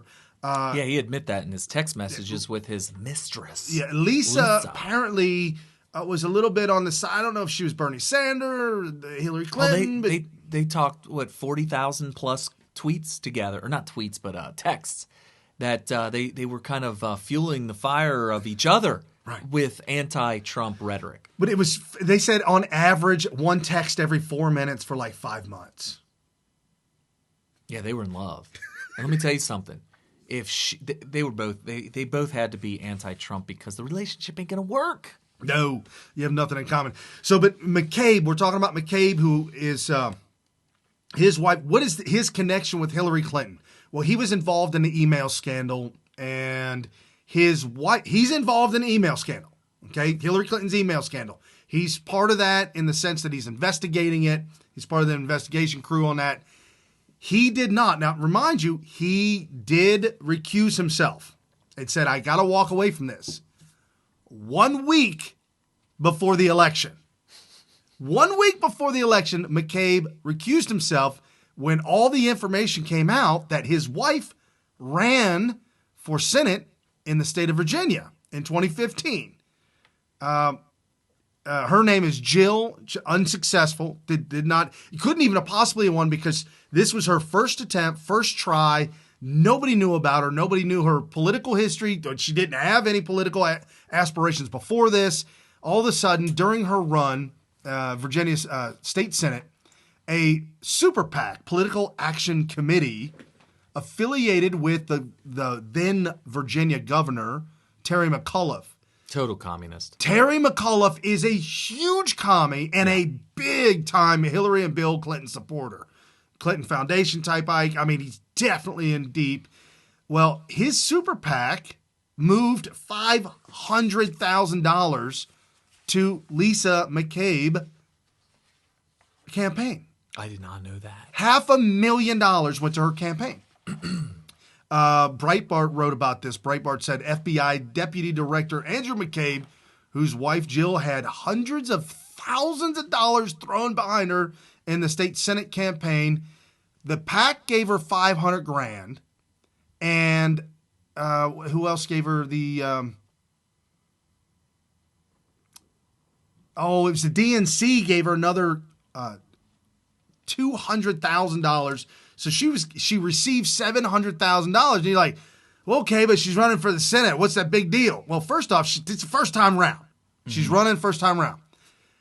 And she lost epic proportions, and she lost. Okay. Then again, like I said, her husband recused himself from the Hillary Clinton email a week before the election, which pretty much, it's over with anyways. I mean, the whole, like you were saying before, once you lose, you're out anyhow. Right. Well, after reviewing the financial reports for the entire 2011 campaign, Mitchell, who she ran against, raised $385,000 in donations, while Jill not only never ran for office but has little history in party activism.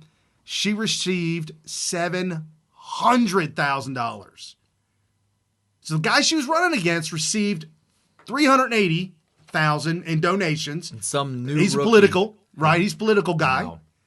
And this rookie got $700,000 from two donors, both of them connected to Hillary Clinton. McCabe, her husband, was on the board reviewing Hillary Clinton's email. And nothing came of that. No, well, he resigned on Monday. So where'd that $700,000 come from? What kind of back scratching are we doing? So let me sum up what you just said. By the way, for those of you listening right now, this is the first I'm seeing of this. So this is Brian's report here. I'm just going to sum up what my reaction is here. It sounds to me like what you're saying is that Andrew McCabe had his wife, who knew nothing about politics, never had any experience in politics, just had her run officially on an official capacity for this seat, Virginia State Senate. As a Democrat. And possibly, this is where you got to connect some dots here, possibly was bribed by Hillary Clinton to not prosecute or not really kind of botch the entire investigation on the Hillary email scandal in order to save Hillary. She bribed them and laundered it by donating it to this wife who was just running simply to receive the money. And you're like, well, Brian, Carrie. I'm just being cynical. She had to pay for her campaign. I mean, she doesn't keep that money, does she, Carrie? Well, I guess she could have used it to win the seat. On the contrary, mon frere. Uh-oh. When you run for any political office, and look at it at the very end of the presidential run, they showed all the money spent by all 17 Republicans. Like Jeb Bush was in heavy debt. Shoot. Heavy debt. And they showed the ones that what monies was left over after the run. And why is that important? Because you gets to keep it all. Okay. If you don't spend it, you get to keep what you didn't spend, all of it. Okay. So if she didn't spend any money, and like I don't think like Ben Carson didn't spend a lot of money. Huckabee didn't spend a crazy amount of money, and a couple of those were early outers that they walked away. But they walked away with a decent chunk of money at the end of the day. Because they didn't spend it all. They were able to keep it. Okay. You're allowed to keep it. All right. So if she received $700,000, and she spent $100,000. She gets to keep $600,000. Now you and I think about this. If we wanted to run, put it all on black. Yes, go to Vegas. Go to Vegas, all on black. If we wanted to take Kerry and run him for the state senate for Ohio, and I had $100,000, you could make very good use of that to make it look like the movie with. You talking about Eddie Murphy? That was a good one. He didn't spend no money either. How about in that used one. cars? No, he ran too. Oh, Anyway. Richard Pryor. Oh, the what's it called? The Richard Pryor movie, Brewster's Millions. Brewster's Okay, Millions. Brewster's Millions. And he decided to run as a politician because he had to spend all the money. He's like, this would be a good way to blow money. Not really, because you start to get donations. And he was getting about ready to win it, which would give him a paycheck. Oh, not good. Yeah, but in this case, I'm speculating. I don't know how much she spent in her campaign. It wouldn't be that hard to find out. I just ran out of time investigating this situation. But that's the juxt of it. McCabe on the back end struck on the back end, involved in the email So it scandal. sounds like he may have been bribed. Did McCabe recuse himself after the fact? Yes. So he he recused himself all the way up until he stayed on all the way up until the very end, 1 week before the election. Where his wife just pretty much lost in a landslide. Oh, no. The election of Hillary Clinton. Oh, okay, gotcha. So his basically, wife had been long gone lost. He was doing cover, Yeah. and he was doing it because of the money that somebody, we'll call her I'm speculating. Hillary, speculating that his wife's miraculous $700,000 for her campaign that was a joke could have been from the Clinton Foundation or something. Right. Or maybe a friend of Hillary's that owes her something, or, hey, you owe me. How do I repay you, Hillary? Well, I need some help. I need to buy off this judge. His name's McCabe. But you can't pay him directly because that would be too obvious. We're going to launder this. His wife's going to run for office, and you're going to go ahead and donate $700,000 to her campaign, and she's going to drop out because the whole thing is just a front. And she's going to keep the money, and that will be what's going to keep me out of prison or trouble until I win the presidency, which she didn't win. She didn't win. No. If she'd have won, then it might have been bonus on the back end. Oh, more taxpayer money. Why do you think being McCabe dumped. was doing this? She needed to win for him, too. Oh, yeah.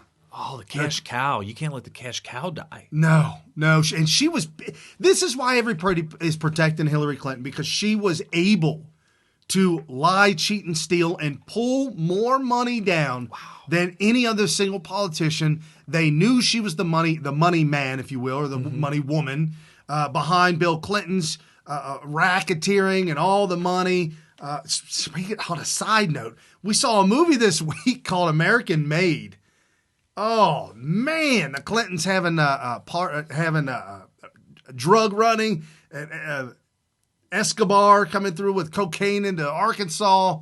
Oh, it's a good movie. It's got Tom Cruise in it. Really good movie. Anyways. I never even knew about it, and I'm so glad I saw it because that was a great little history lesson. Obviously, there's a lot of dramatization. There might have been a couple details that were added for effect. Sure, but we know that a lot of those historical facts are true, so it's kind of interesting. One thing I learned about that movie was it seems like various entities, departments in government were involved in different missions that were at odds with each other. Right. So, for instance, in order to provide money or weapons to the Contras, he needed to avoid this other federal agency from getting caught flying. And he meeting the guy, the pilot that they brought on because he was so good and he was able to be bribed.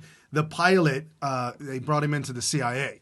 Yeah, and had he been caught, which I think he eventually was, had he been caught by this one government agency, the CIA would deny his existence. So it was imperative. He couldn't just get caught by one government agency and say, oh, relax, guys, relax. I'm with the CIA. No, the CIA would be like, we don't know this guy. Right. So he had to avoid being arrested by these other... So he got busted in Arkansas, and one of the woman, her position, I'm not sure what her position was, but she was after him and said, finally, I got you. And he's like, nah, man. You're letting me go. Call the governor. No, the governor called on the spot. It said, yeah, you go ahead, you got to let him go. I wonder what... That was Bill Clinton, by the way, governor. Yeah, it was Bill Clinton, but I'm wondering what he owed to somebody that he did that. Like, somebody needed to call him up and say, this is so-and-so from the CIA. We got a guy down there. We need him to be let go free. Maybe he was building political capital with it. That's what he ended up running it. Spoiler alert, if you ever do anything with the Clintons... You ain't going to jail for nothing. No, not you going to jail. You might wind up dead. Well, that's the deal you make with the devil. Yes, you get everything. Yes. You get the gold, the silver. You get freedom. You can go to Lolita Island. How much money did he have? What do you mean? This pilot had so much money. Oh, he was building forts out of bricks of cash. Yes, and he was digging in the backyard and dumping duffel bags in these holes. Yeah. He was digging one night and he ran to a duffel bag that he had already buried. He couldn't find any more land to bury duffel bags of cash in. So that's the Clinton. Anyway, That's you the have to Clintons. see that movie. That's pretty funny. So Peter Strzok, well, we just showed you McCabe. Peter Strzok also working on the Hillary Clinton email scandal, supposed to be not swayed one way or the other, supposed to be neutral. And apparently we know by the text messages that he absolutely was not neutral. Definitely a huge Hillary Clinton supporter. Peter Strzok. Who is Peter Strzok? Peter Strzok, in his mid-40s, works for the FBI and was the only... Now this folks, this is coming from an informant, an inside guy of the show, likes the show. Peter Strzok, the only person to interview Hillary Clinton, no recordings and no records. You remember that, right? Oh, yeah, we interviewed her. Oh, well, where's the recordings? The video, audio? Did you take notes? Classified. It's classified. No, they said they didn't do none of that. We didn't take notes. We didn't record it. We didn't videotape. Nothing. As if it never even happened. Right, so Peter Strzok was the one who interviewed Hillary Clinton. Now, this gets a little, I don't know, a little muddy, but you bear with me. There are only about 100 families in America with the name Strzok, Strzok. Okay. 100 families. Out of 320 million people, that's a very small, a little bit different than Smith, even though it's spelled S-M-Y-T-H. It's still a whole lot of them out there. So Peter Strzok's father, Peter Sr., he was an Army Corps engineer, career expert in sanctions and nuclear activity in Iran. The younger brother of Peter Sr., which would be so his uncle, Strzok's uncle, Peter Sr.'s brother, Mark, who works for Mayomet, M-A-M-M-O-E-T. Okay. World leaders in big cranes with specialties in moving nuclear reactors. The son of Mark is Devin, who's a Coast Guard grad and lives in D.C. The wife of Mark and mom of Devin, Marina, is the daughter of General James Cartwright. You're like, General James Cartwright? That sounds familiar. Very familiar. Devin Strzok is actually Devin Cartwright Strzok. His grandfather, General Cartwright, was pardoned by Obama on his last day of office. Cartwright was accused of leaking info on something called Stuxnet, S-T-U-X-N-E-T. It is the Israeli cyber attacks on Iran. So you've got Strzok, whose family is tied into the government, uncle, cousins. I mean, a lot of government dealings, if you will, and ironic, well, not ironically, but unfortunately, one of his uncles had to be pardoned because he was doing dirty deeds, and he was pardoned by Obama. So this is, I mean, I'm just trying to... It's so incestuous. Yeah, I'm trying to point out the incestuousness of this entire Democrat Party. So that's Peter Strzok, and that was the whole thing, is that it was him trying to paint the narrative, saying we're going too hard on Hillary Clinton. We've got to lighten up on this email scandal. It's not right. We need to reword it to Jame Comey. We need to reword it because what was it? The offense, just the words negligent, actually could get her in jail. So we gotta change the word negligent to unfortunate. I forgot what the words were. Yeah, I forgot what the word was. And then something else people have been asking me all week. Well, what about the judge? What about the judge? What about one? You go on Wikipedia. One of the judges, right on Wikipedia.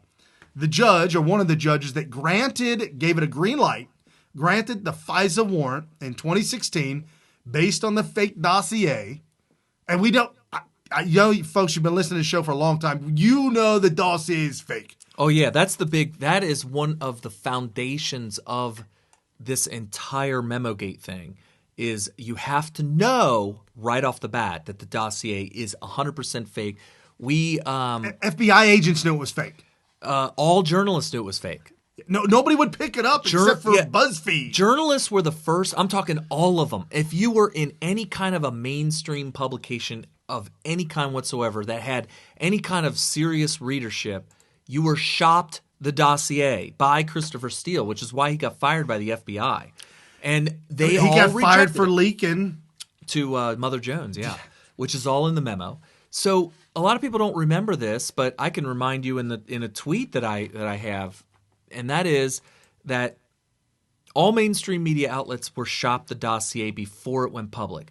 BuzzFeed was the one that finally, after rejecting it, said, well, I guess there's nothing else we can do to get rid of Trump. I guess we got to start scraping the bottom of the barrel. Let's go ahead and print the salacious, unfounded dossier.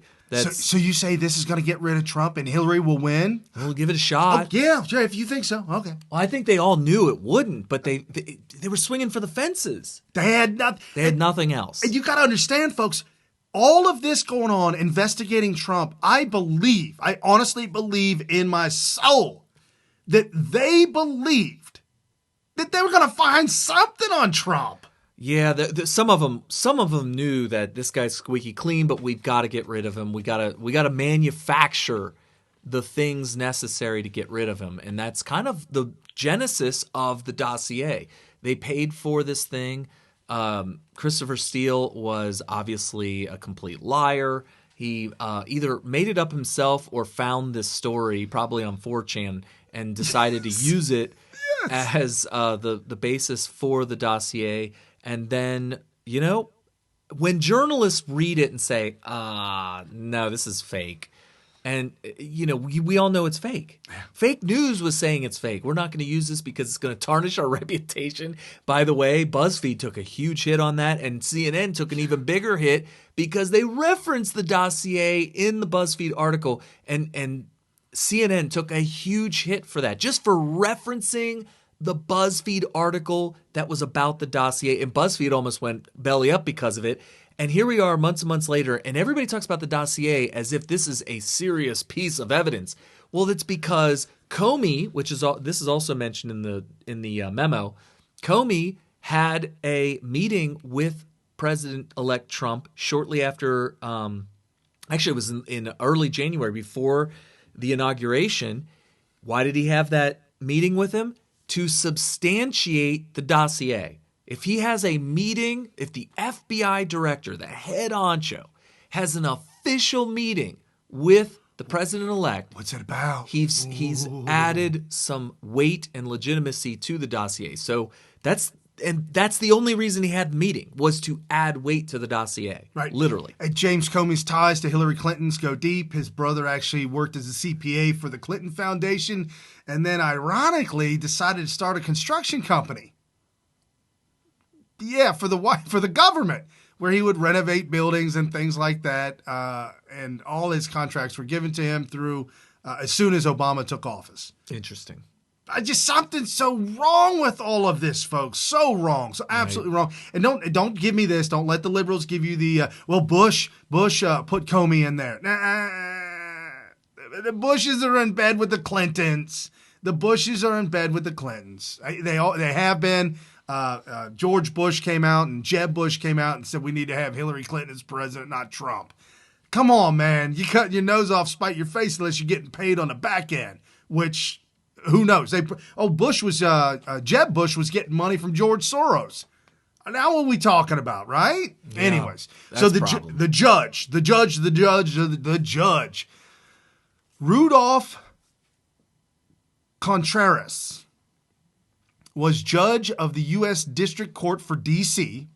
and assumed that office position on March 23rd, 2012. Then in May 19th, 2016, he assumed office judge of the U.S. Foreign Intel Services Court, appointed in 2016, appointed by Obama? Yes! Oh, really? Barack Hussein, good time, rock and roll, Obama. And so it's just, I don't know what else to say other than the irony of this is that Obama was able to appoint this FISA court judge to go ahead and he was the one that green lit. He said, good to go ahead with the FISA memo. And you're like, well, okay, what about the FISA memo? Really? Well, Loretta Lynch, there we go, another familiar name. Loretta Lynch, her father and Barack Hussein Obama's mentor, who I think is actually his father, Frank Marshall Davis, grew up together in Chicago. Really?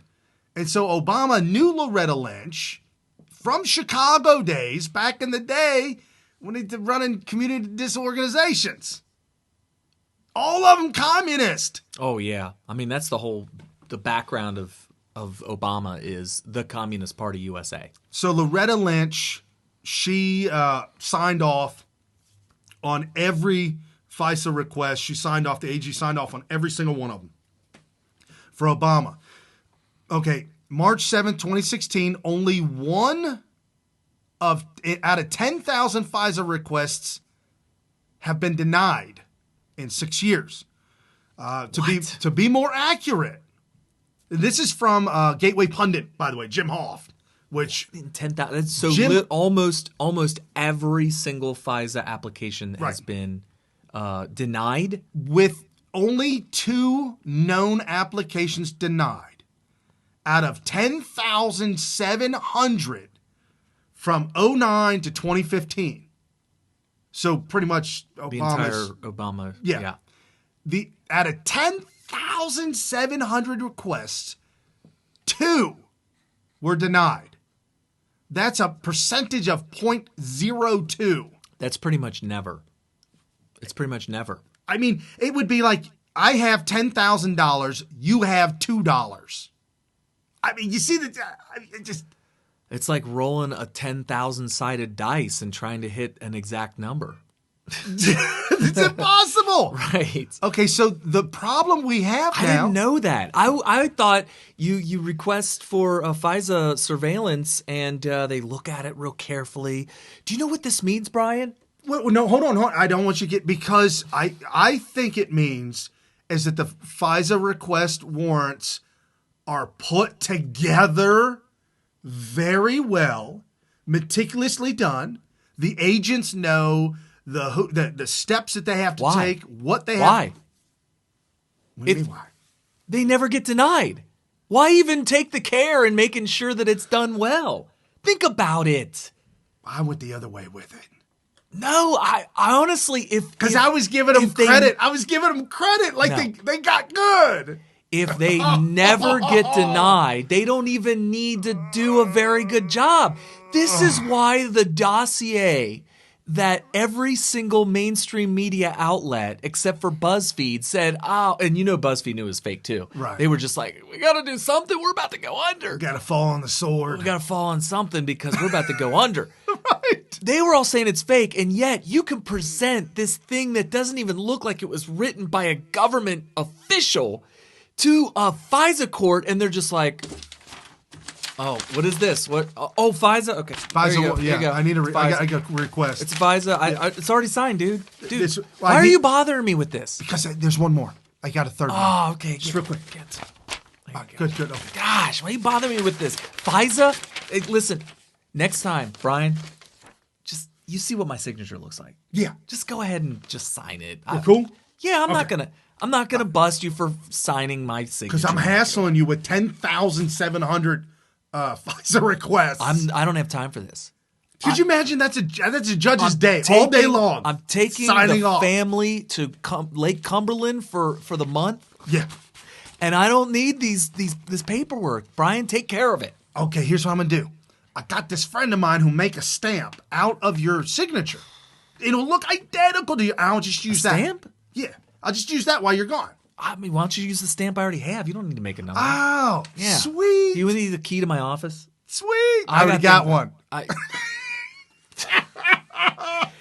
So you see what I'm saying? If they never get rejected and you're the guy who puts together the paperwork to get it done, after a while, you're going to start testing your boundaries. Why wouldn't you? Right. Right. In fact, that one time it got rejected was probably like, hey, I got a request. It's on this loose leaf, and I did it in pencil. A little couple crossed out. No, Is this good enough? Then not. Put it in ink. Resend it. Oh, but I don't have time. I'll give it to. You gotta do it in ink, man. I'll get in trouble. Is this an official rejection? Damn. Yeah, sorry, buddy. Damn it. All right, I'll be back in like 30 minutes. Okay, I'll approve it then. I promise. All right. So out of out of 10,000, one was rejected, and apparently out of 10,700, only 2 are known to have been rejected. Okay, with that being because said, it showed up on toilet paper, literally. With that being said, the first 2 requests from the Obama administration, the first 2, after all this, were denied.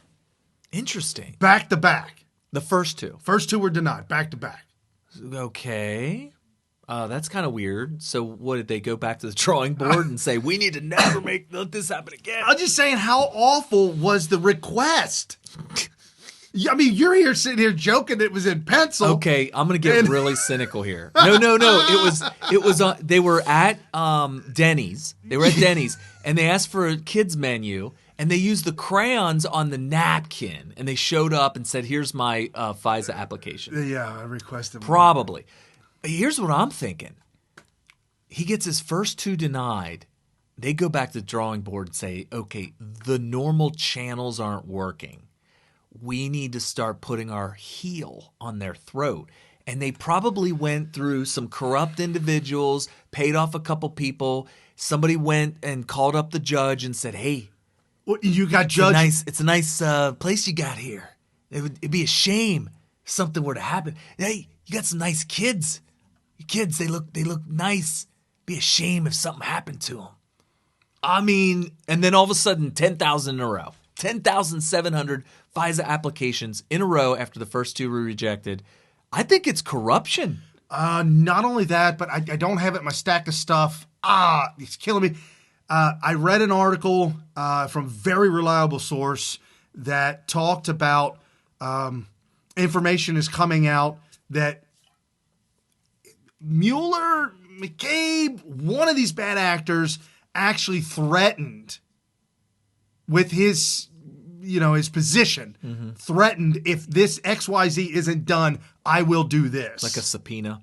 I think I remember reading about that. Yeah. So, I mean, they're definitely abusing. The abuse of power is so bad and so rampant that, first of all, to get to the top, you must abuse power, period. Right. It's kind of like, if you're in a racing league and they may have rules, but nobody's checking it. And if you do break a rule, nobody's even holding you accountable. Next thing you know, you're going to be souping up your engine. You're going to be putting turbochargers. You're going to be putting gas tanks on it that are way bigger than what the rules allow. And next thing you know, the only people who are winning are the ones that are cheating the worst, right? Yeah. So what happens over time in a corrupt government? The only people in power are the ones that broke every law, and not only broke it, but broke it worse than everybody else. I would say it's like gang members and mafia. Why do you think they respect that leader of that mafia gang? Because they were the worst. He was the one that would kill anybody, anytime, any day, at any moment. He would kill women and children. Right. Have you seen the documentary on the rise of Saddam Hussein? They said that he rose to power because he just started murdering more people than anybody. Yeah. And you can make the argument about Hitler, too. Well, he killed. People, so. He was the one that, once elected, killed the entire opposition. Probably Stalin, all those people. So when you have a bad situation where the rise to power requires you to break rules, break laws, be really evil or whatnot, over time, the only people left at the top are the worst actors. And I think that's what you're seeing here. Right. Funny that you mentioned that. This is a little excerpt. I didn't know where it was going to fit in, but this kind of fits in pretty well. So the Mueller investigation is still ongoing, looking for Russian collusion in Trump. However, he's looking in the wrong place. He should be looking at the Clintons. I digress. Judicial Watch with Peter Fitton. I think it's Fitton, Fitton. He's the head of Judicial Watch. He tirelessly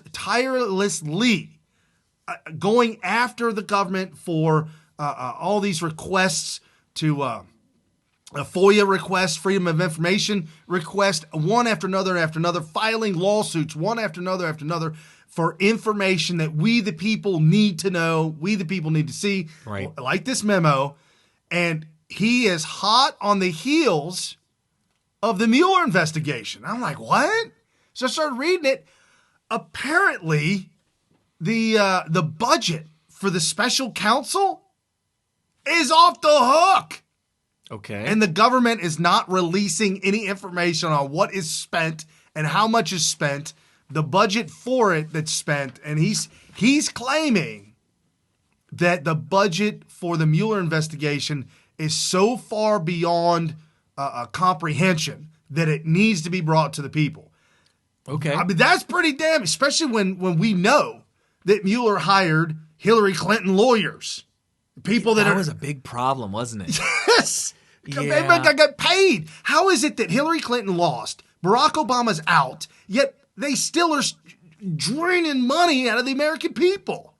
They're just like leeches. I was done with Mueller when I heard on one of the talk shows. I'm just literally remembering this in the top of my head. I want to say possibly the Sean Hannity show. He had a guest on that that had intimate knowledge of Mueller because he was working near him or alongside of him or was some sort of a colleague in the early days of his career, and pointed out that this guy has very questionable tactics, where he would do sting operations without any cause whatsoever. He would he would send somebody in. You feeling bored? Let's do a sting operation. Like literally out of boredom. Seriously, like, and he told a story of how Mueller himself came into his office early on when he was lower level, whatever. Came into his office, started chit chatting with him, and then asked him if he would like to be involved in a what would amount to breaking the law in some sort of a corruption situation. And the guy was like, "No." Why would I do that? I don't mean to be rude, but I need to ask you to leave now. And he stood up. This is Mueller. Stood up. Right before he turned around to walk out, he's like, "Good. I'm wired right now. I'm just testing you. Just testing you. Good. I'm glad you answered that way. You passed. Good to go. You passed. Yeah.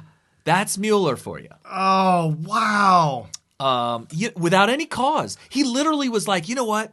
I think we have an issue with corruption amongst lawyers and judges and all that kind of stuff. So let's just start randomly. It's almost like working for a company that requires a random urinalysis, which that's fine, whatever. When you sign up for it, you agree that if they ask for a urine sample. In the military. You either give it to them or you're admitting guilt and you're fired, whatever. And that's fine. But for you to just be like some independent lawyer or whatever and be subject to these sting operations, I don't know. I mean, I'm have this old school mentality where I believe that you should not ever be accused of anything without evidence, or else you should be free to punch them in the face. Seriously. That's like back in the day. Remember the old Westerns? They'd be like, you got any evidence of that accusation? And if you didn't, you're doing you're going to go out high noon and you're doing the duel. Ooh. That's back when things were civilized. We need to bring the duel back. Make it legal. I don't know about the duel, but you should be allowed to punch somebody in the face if they accuse you of something, a crime. And when you ask them, you got any evidence for that? And they don't. And they're like, I just know you are. You punch them in the face. Yeah. Right. That's kind of funny. Tucker Carlson had a guy on his show the other day. Yeah, that's right. Oh my! He was a senator. The guy was saying that Tucker Carlson's on. You're on the take. You're on a Putin shill. You're Putin's paying you for this. Yes. And he's like, do you have any evidence for this? He's like, you know what? I don't even know what to say anymore. I'm shutting this in. Oh, I can't believe you don't have that bite, because that was classic. Of the interview? Yeah, that was classic. He basically shut down. But here's the thing. Tucker has a lot of people on his show who you're just like, Tucker, why'd you even bring this guy on? You know, you should just be clowning this guy. But here's the thing. Forever. I thought this guy was a clown just like all the rest of his interviewees. And guess what? He was a senator. That blows my mind. He was either senator realize. or some sort of a congressman, but he's from California. And, of course, when that happens, you can't even take it those people out there, I'm telling you, folks, I don't mean to make fun of California. But what they're putting in the water out there is something is seriously wrong. Wow. Real quick, I didn't have the thing on Dick Durbin, but Dick Durbin, just a fool. He's coming out again saying all kinds of crazy stuff. Ironically, Dick Durbin also came out and said crazy stuff back during the Obama administration, said that he was in a meeting that... you could probably look him up. Somebody said it was Representative Swalwell. If you type it into the search, probably pop it right up so everybody could see it. I don't know why I didn't.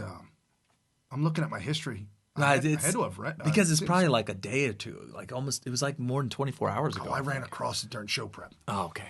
But anyway, so Dick Durbin lying again. Apparently, back in Obama's day, Dick Durbin said that a Republican senator approached Obama during a private meeting and said, I don't like the cut of your jib, boy, and walked away. Apparently, the White House spokesperson looked into it and said, no, that never happened. Dick Durbin has a history of lying, so don't believe anything Dick.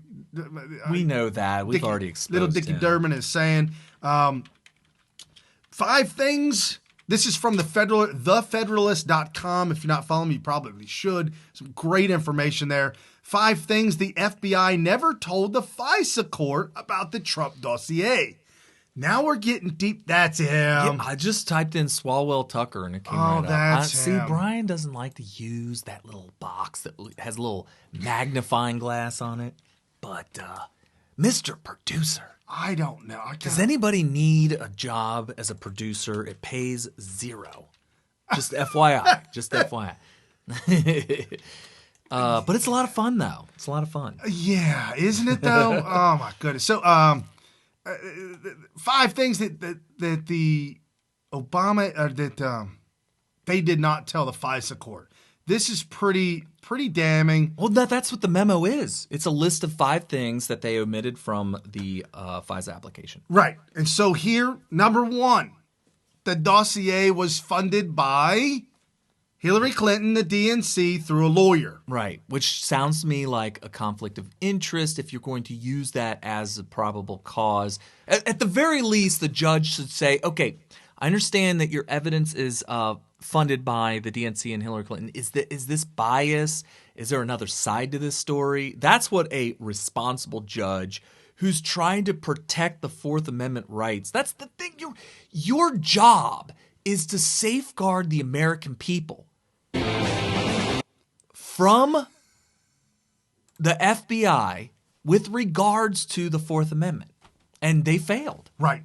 Big time fail. So what's number 2? Number 2, the FBI terminated Steele as a source for what the FBI defines as the most serious of violations. Steele was terminated as a source to the FBI after he disclosed his relationship. We have a frozen screen? No, I'm good here. Oh, I'm good. Somebody said the screen's frozen. That looks frozen, but I'm not frozen. That does look frozen. I'm not frozen. Oh, somebody said I'm back. Huh. That's weird. I mean, I'm not frozen on my device, so whatever. Hit the refresh. All right, hit the refresh. So Steele was terminated as a source to the FBI after he disclosed his relationship with the Bureau to the press. He told the press that he's like, hey, I give the FBI information. You want to know who I am? In October 2016, he should have been fired sooner for other unauthorized disclosures to the press, but he lied about them to the FBI, which delayed their discovery of this fact.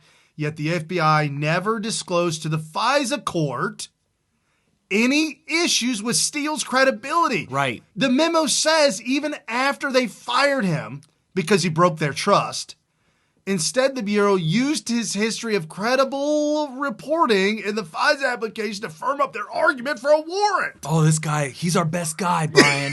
Brian, he's our best guy.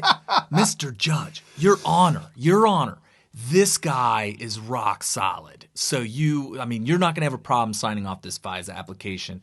There's definitely some seriousness and legitimacy to this dossier. So we're good. We're good. Dossier, yeah, cool. but I need your signature right there. All right, we're good. We're good to go. All right. Dude, this is wrong. This is so messed up. What's number 3? The dossier was not independently verified. After Steele was fired, an independent unit inside the FBI reviewed his reporting and assessed the document as minimally corroborated. Oh, wow. FBI Director Jame Comey later referred to the dossier as salacious and unverified testimony to Congress. And mind you, 3 of the 4 warrants that were on Carter Page were signed by Jame Comey, the same guy who, so he was actually the guy who signed off for a request for a warrant to search and seize, which per the 4th Amendment, we have the right to be free of so long as they don't have good probable cause. He knew that this was salacious and unverified, Yes! and he was depending on it, or at least we think so far, he was depending on it to get the warrant, and he was signing off on it. So he was knowingly violating the 4th Amendment, which for those of you that are like, yeah, but Kerry, what law is being broken here? The Constitution, including the Bill of Rights, which is part of the Constitution, is the supreme law of the land, which means if you violate any part of it, you are violating the supreme law of the land. So you're breaking a law, and somebody needs to go to prison for this. Yeah, this is beyond. I mean, when Dan Bongino said this is most corrupt thing that has ever happened in the history of America, that's a fact. Yeah. This is so bad and so wrong and so many violations that heads should definitely roll. Somebody needs to go to prison. A bunch of people need to go to prison. Number 4, a news story purporting to corroborate the dossier actually came directly from the dossier. Oh my gosh, the Yahoo News story. Yes! So here's what he means by that. I can summarize that real quick. Christopher Steele is said to be behind the dossier. That some people call him the author. Some people say, well, maybe he didn't write the whole thing, but he's responsible for getting the dossier. The Yahoo News article that was about the dossier was sourced by Christopher Steele, the one behind the dossier. However, when they presented this to the FISA court, they made it look like the Yahoo article was an independent source that could be used to corroborate the dossier. Right. But in reality, another way to put that, it would be like if I accuse Brian of something. Say Brian did X, Y, or Z. And then run off to the media, tell the media what Brian did, and the media reports it, and then the cops go into a judge to get a warrant and say, well, Kerry's saying that Brian did this, and I know he's telling the truth because the news even did an article on it. Yeah, he leaked the information to Michael Iskoff, a reporter for Yahoo News. Yeah, so this information, this key critical information was... It's one thing to say that it was withheld from the FISA court, but I think that this was actually an attempt to deceive them. Yeah, no, I agree 100%. It's the not whole like, thing is, and see, if you say that, oh, well, there's no crime. If the election were to have been overthrown in the sense that Hillary would have won, I'm going to tell you right now, this is criminal. Yeah. This is so criminal, so wrong. Another thing, too, a cop buddy of mine, a police officer, law enforcement guy, told me today that, Kerry, you need to read the whole 4th Amendment. It says that the probable cause must be affirmed via oath. What does that mean? In layman's term, that means that the probable cause, the witness who is acting as the probable cause, must swear that this fact or this information, this whatever, that we are using as probable cause is true and accurate, and if it turns out it's not, the person who sweared an oath that it is accurate just committed perjury. They need to go to jail. Wow. And so when it comes to this probable cause, it's like, who is the person who swore to the accuracy of this? And that's in the Fourth Amendment. Well, it's if you ask, written right in there. If you ask the Yahoo employee, Michael Iskoff, who wrote about the information leaked to him, apparently he might have a problem swearing on a stack of Bibles that what he's writing is true. Well, yeah. Whoever wrote the FISA application for a warrant would have had to have filled out an affidavit that swear to the accuracy of it. Right. No, that's insane. And 5, some of the information provided to the court came from a senior DOJ official's wife. Yeah, folks, there's more wives involved. The wife who was getting paid by Hillary Clinton's campaign opposition research firm, in addition to Steele, because Steele was being paid by Fusion GPS as well, in addition to Steele getting paid, or his wife was an employee. I'm sorry. Fusion GPS employed the wife of a senior DOJ official to assist in gathering opposition research on Trump. You're talking about Bruce Orr. Bruce Orr's wife, correct. Yeah. The official, then Associate Deputy Attorney General, Bruce Orr, later provided the FBI with his wife's opposition research, and it was apparently included in the information provided to the FISA court as justification for authorizing surveillance. Yeah, there's a...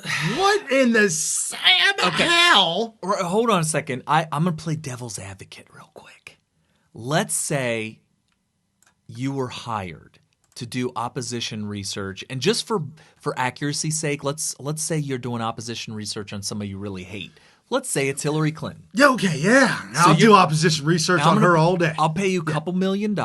Sweet. You put together a big team. You scour the earth for anything bad you can find out about Hillary Clinton. Okay, I just take to the Google, keep all the millions to myself. When you're done with it, let's say you find hard evidence of actual, real, serious crimes committed. Oh, yeah, I find all the people that she has suicided. Suicided and proof of it, and also you found out the truth behind the Clinton Foundation. Right. All the plane crashes, everything. And Lolita Island, all this stuff. Oh, yeah. And the kidnapping of children from Haiti, all of it. Yes. And you find proof of all this. Yeah. Wouldn't you, when you're done with all that and you hand it over to the campaign to use it to win the election, because of the seriousness of the crimes, wouldn't you turn it over to the FBI? If it was true, if it was false, if it was made up, if it was fake, if it was not true, then you don't. I would never risk. I would think that I would go to jail for coming up with false allegations. Do you think they believe that the dossier was true? Did Christopher Steele convince these people that this was real? It's unbelievable to me. I'm not a smart man. We read the dossier. I think hookers peed on that bed. Yes! I think this is the kind of thing that it was Trump the same. is into. It was the same room, the identical room in Russia that Obama just 1 year ago was stayed in with his wife. And all of those facts, at first we were like, yeah, but is there any evidence of it? No. And then subsequently we find out that there's some facts in that story that are like proven false. And it's just like, before it even hit the light of day, it had already been completely debunked for the most part. And then finally they decided, we ain't got nothing else. Right. We better do something. Give me that dossier. And then they went with it. So okay, so I guess my problem is that the Associate Deputy Attorney General, right, Bruce Orr, his wife is getting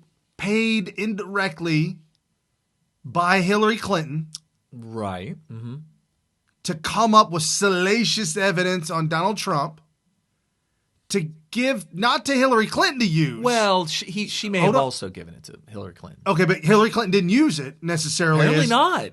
Right. Apparently not. But they gave the information to Deputy Attorney General Bruce Orr, who put it in the FISA warrant to get the...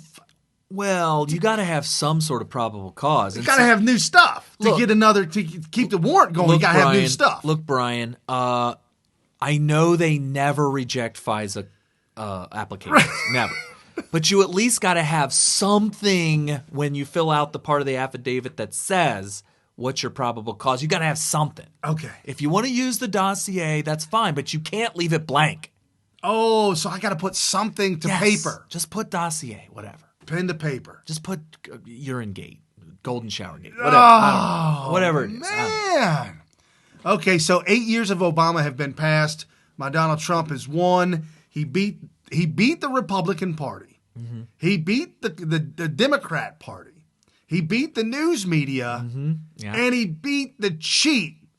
The fix was in. Yeah, but now we have new victories over the deep state, FBI, Department of Justice. Oh, my goodness. They're screaming now. Mainstream media right now. They get ready for it, folks. If you haven't heard it already, this is the new narrative now. Oh, gosh. They've turned the corner. Give it to me because I'm ready to beat it up. Okay. Well, let's get that one. I'm glad I waited on that clip. I'm telling you, you were putting the cart before the horse. I don't know. Anyway, go ahead. Horn the horse? What? The horse? The cart before the horse. Okay. Oh my gosh, we're gonna get in trouble already. The FCC is banging on our door. What's his name? His name's Douche. Whoa, hey, what do we got here? We'll take a break. We'll be back after these messages. I'll get you his name in a minute. There too, Donny. Donny Deutsch. I know. Go. Let it all out. Here's what's going on here. I don't want to talk about a memo. We've got a dozen instances of clearly the Russians colluding in this election with top Trump officials. 2 have already been convicted. We have... Whoa, hold on. He said, we already got the Russian collusion, and Trump, 2 have been convicted. I'm glad I did pay... Did you hear the recent news?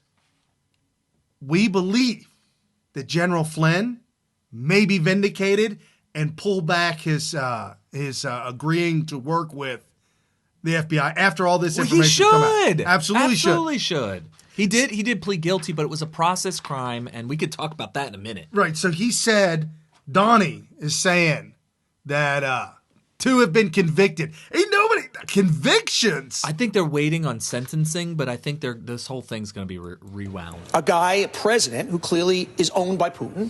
We have an investigation going. Okay, that's good news.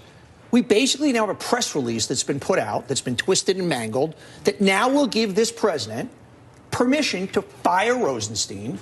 Okay, so he just now said... Hold on a second. ...that Donald Trump is a Putin puppet and the memo, a press release. He called it a press release? A presser. If you have a firm or a company and you got a new product coming out, you hire a PR team that puts together a presser. Well, remember when we went to the Project Veritas DNC leaks? Yes. And as soon as we walked in the door, they handed us a press release. Yeah. And so we could start tweeting it out or whatever. So he's calling the memo an official, once classified... It's a government document. It was a once classified government document that's been declassified. He's referring to it as... See, you got to listen to these words. He's triggering people. It's nothing more than a press release. This is pure propaganda, just FYI. Who will now take over this investigation. Our democracy is under siege. People need to start taking to the streets. This is a dictator. This is not something to analyze anymore. Yeah. This is not a good day for Trump. Yeah. This is frightening stuff. Why? If you are an American, if you're somebody who's 80 years old and sitting at home and you've watched the greatness of this country, you should be terrified. And if you're a 12-year-old and the future is in front of you, this is terrifying. This is not time to analyze and pundit. We need a revolution at this point. What? I'm not doing TV here, and I'm not going, crazy Donny. What is he talking about? Who's going to take to the streets on behalf of the deep state? Seriously. On behalf of Donny Deutsch. This guy's crazy. Like, literally, he is saying that we need to get people in the street. He's calling for violence. That was clear. Yes. Very, very. He actually reiterated it by using the word revolution. But, calling for violence, but if you stop and think about what he's advocating for, like on behalf of what or who, or it's the deep state, the FBI. He wants people to take to the streets to fight for the FBI.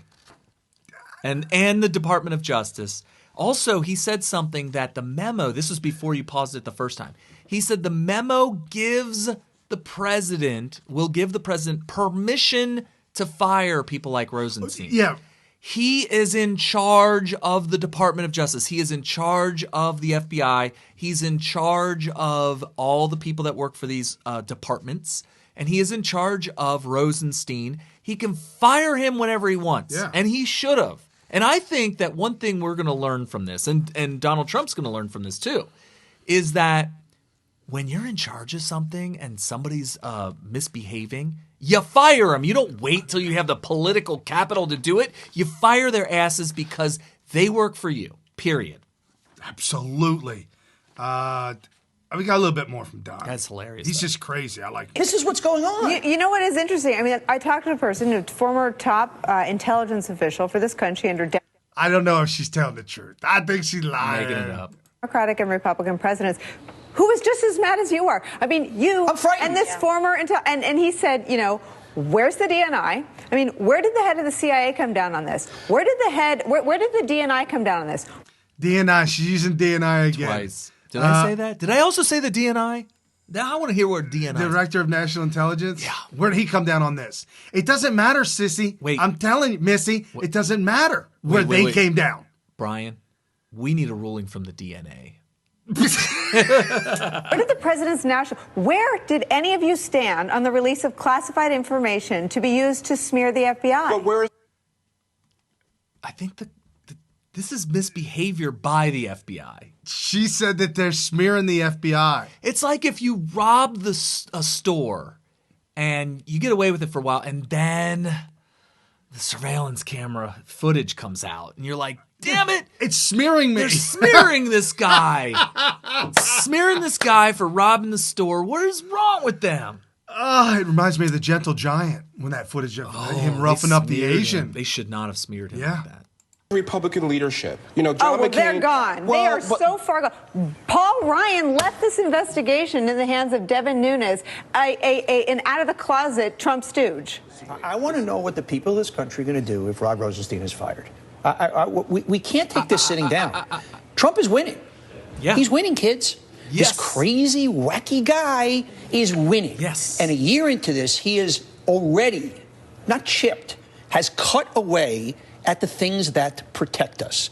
Half of this country thinks the media totally lies. Do you hear what he's At doing this there? He's point, fear-mongering. 44% of this country doesn't trust the FBI. And guess what? A year from now, if this doesn't change, maybe this table's in trouble. We keep talking like this. I'm not being dramatic. No. This is what's happening, Yes, kids. you're being dramatic. I mean, and this guy's winning. This wacky, orange, All right. poofy-haired guy Oh my is gosh, winning. listen to him. This orange, puffy hair guy. Okay, when he's fear-mongering when he says that he's chipping away at the things at the department. He didn't say departments, but the departments that are protecting us. He's basically saying, don't attack Daddy because Daddy pays for the bills to the roof over. It could rain on us. You guys want to be on the streets? Daddy's protecting us, and your brother is attacking Daddy.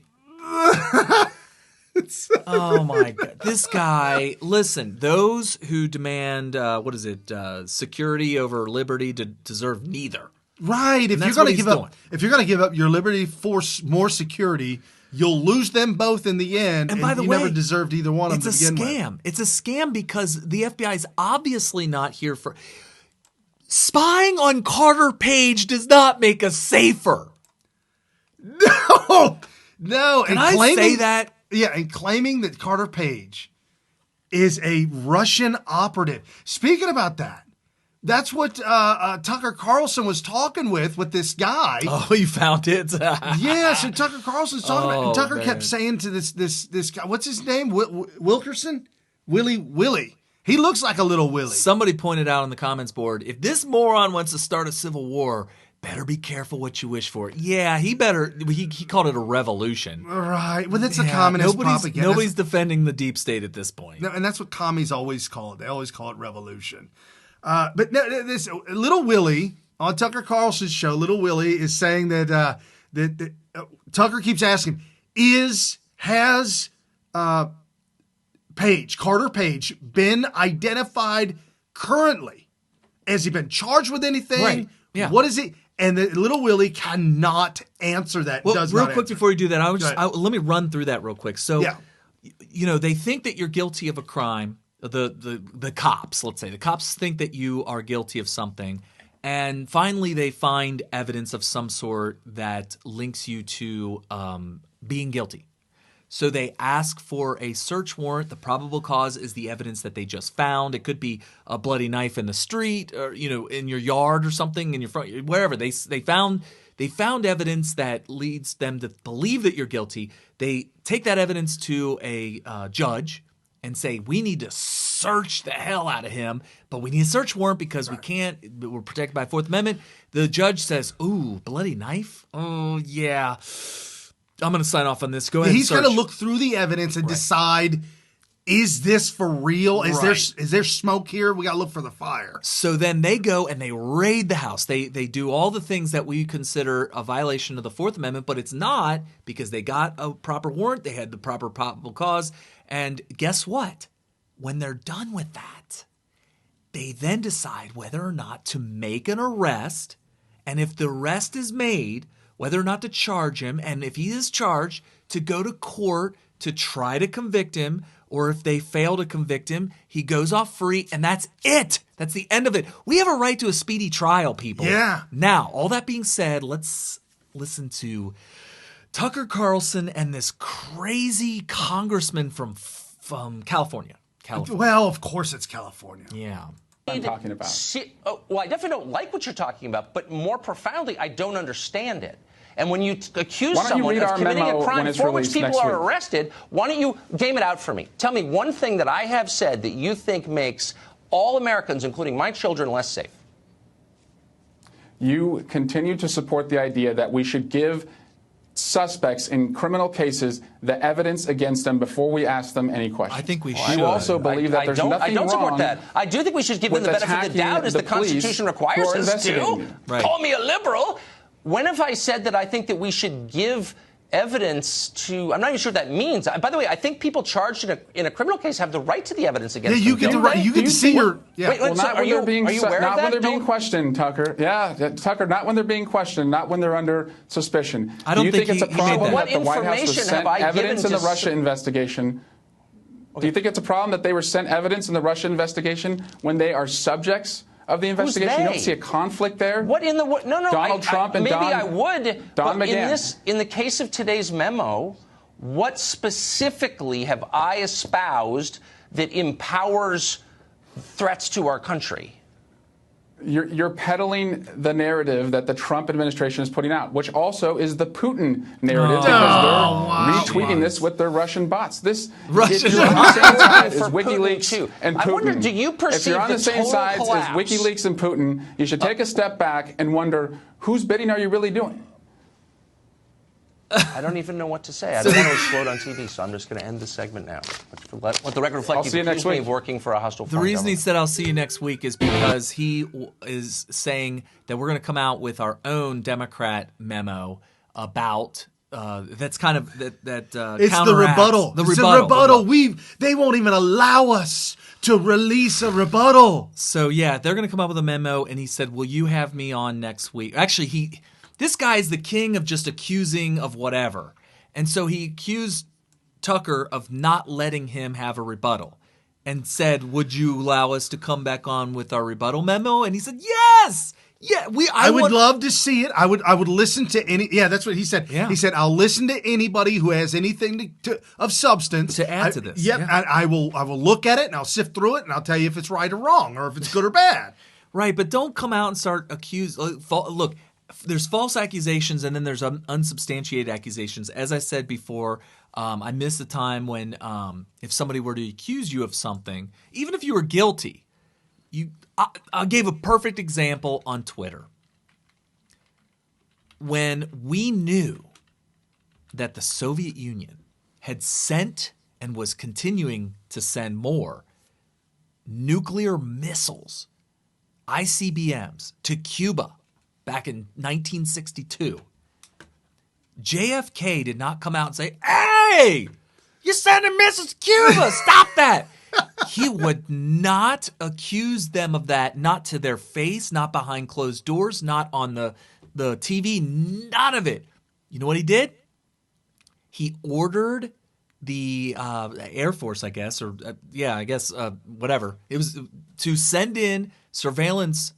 It was actually like fighters that were outfitted with surveillance cameras to fly these super low-level, dangerous missions at pretty much on the ground practically over Cuba and take pictures of these things so close that when it's time to present the evidence that there would be no way to deny it, and he still didn't accuse it of them until he asked them at the UN through what's his name, whoever it was who was representing us at the UN. He asked Russia one more time, "Are you willing to tell us whether or not whether you have? Are you going to state here right now that you have no nuclear missiles, offensive weapons, anything like that in Cuba?" And he said no, and you'll get your answer in due time, and blah blah blah. And then finally, after having hard, undeniable evidence, they said, "Look at this picture. Well, what do these pictures show?" Yeah. So the point is that that's the way it works in civilized societies. And I think that the reason it worked so well back then is because you could get punched in the nose if you did an accusation without pretty damn good evidence. Seriously. So, it could have caused some problems if we made the accusation without proof. But guess what? As soon as you show them that picture where the whole world sees that, oh my God, Russia's sending nukes to Cuba. And I'm looking at it with my own eyes. Right. Now, all of a sudden, the person who's being accused is like, and then they're just stuck. My bad. But when you're accusing Tucker of being a stooge shill of the Kremlin, Putin, whatever, just throwing it out there, and he had to cut him off. This reminds me of something. I've repeated this many times, but your dad had to inform me on something. We were talking, and I told Carrie's dad, I said, I'm just dumbfounded that they use such blatant lies that are just enormous lies. I would think that they would use like little tiny lies to build up more and build up more. And he's like, no, it's what Hitler would do. You use the biggest, most outrageous lie you can possibly come up with because people will say, that's so outrageous, nobody would lie about that. It has to be true. It's gotta be true. You can't even make this stuff up. With a straight face, you couldn't lie about that. So they're starting to use the fact that there's the old saying, you can't even make this stuff up because truth is usually stranger than fiction.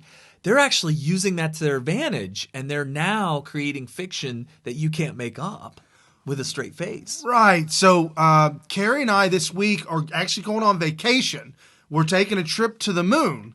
They have a new lunar landing that they want us to operate. Because we've been informed that they actually have alien colonies up there. Right. And so we have been commissioned to venture that way. And I talked with my wife and kids about it. They were cool. Oh, and your wife was cool, right? Well, and since the U.S. doesn't have a space program anymore, we're actually commissioned by Vladimir Putin himself. Yeah, Vlad. They're the only ones left with a space program. He has to bankroll it. Yes. Well, no, they have their whole entire space program.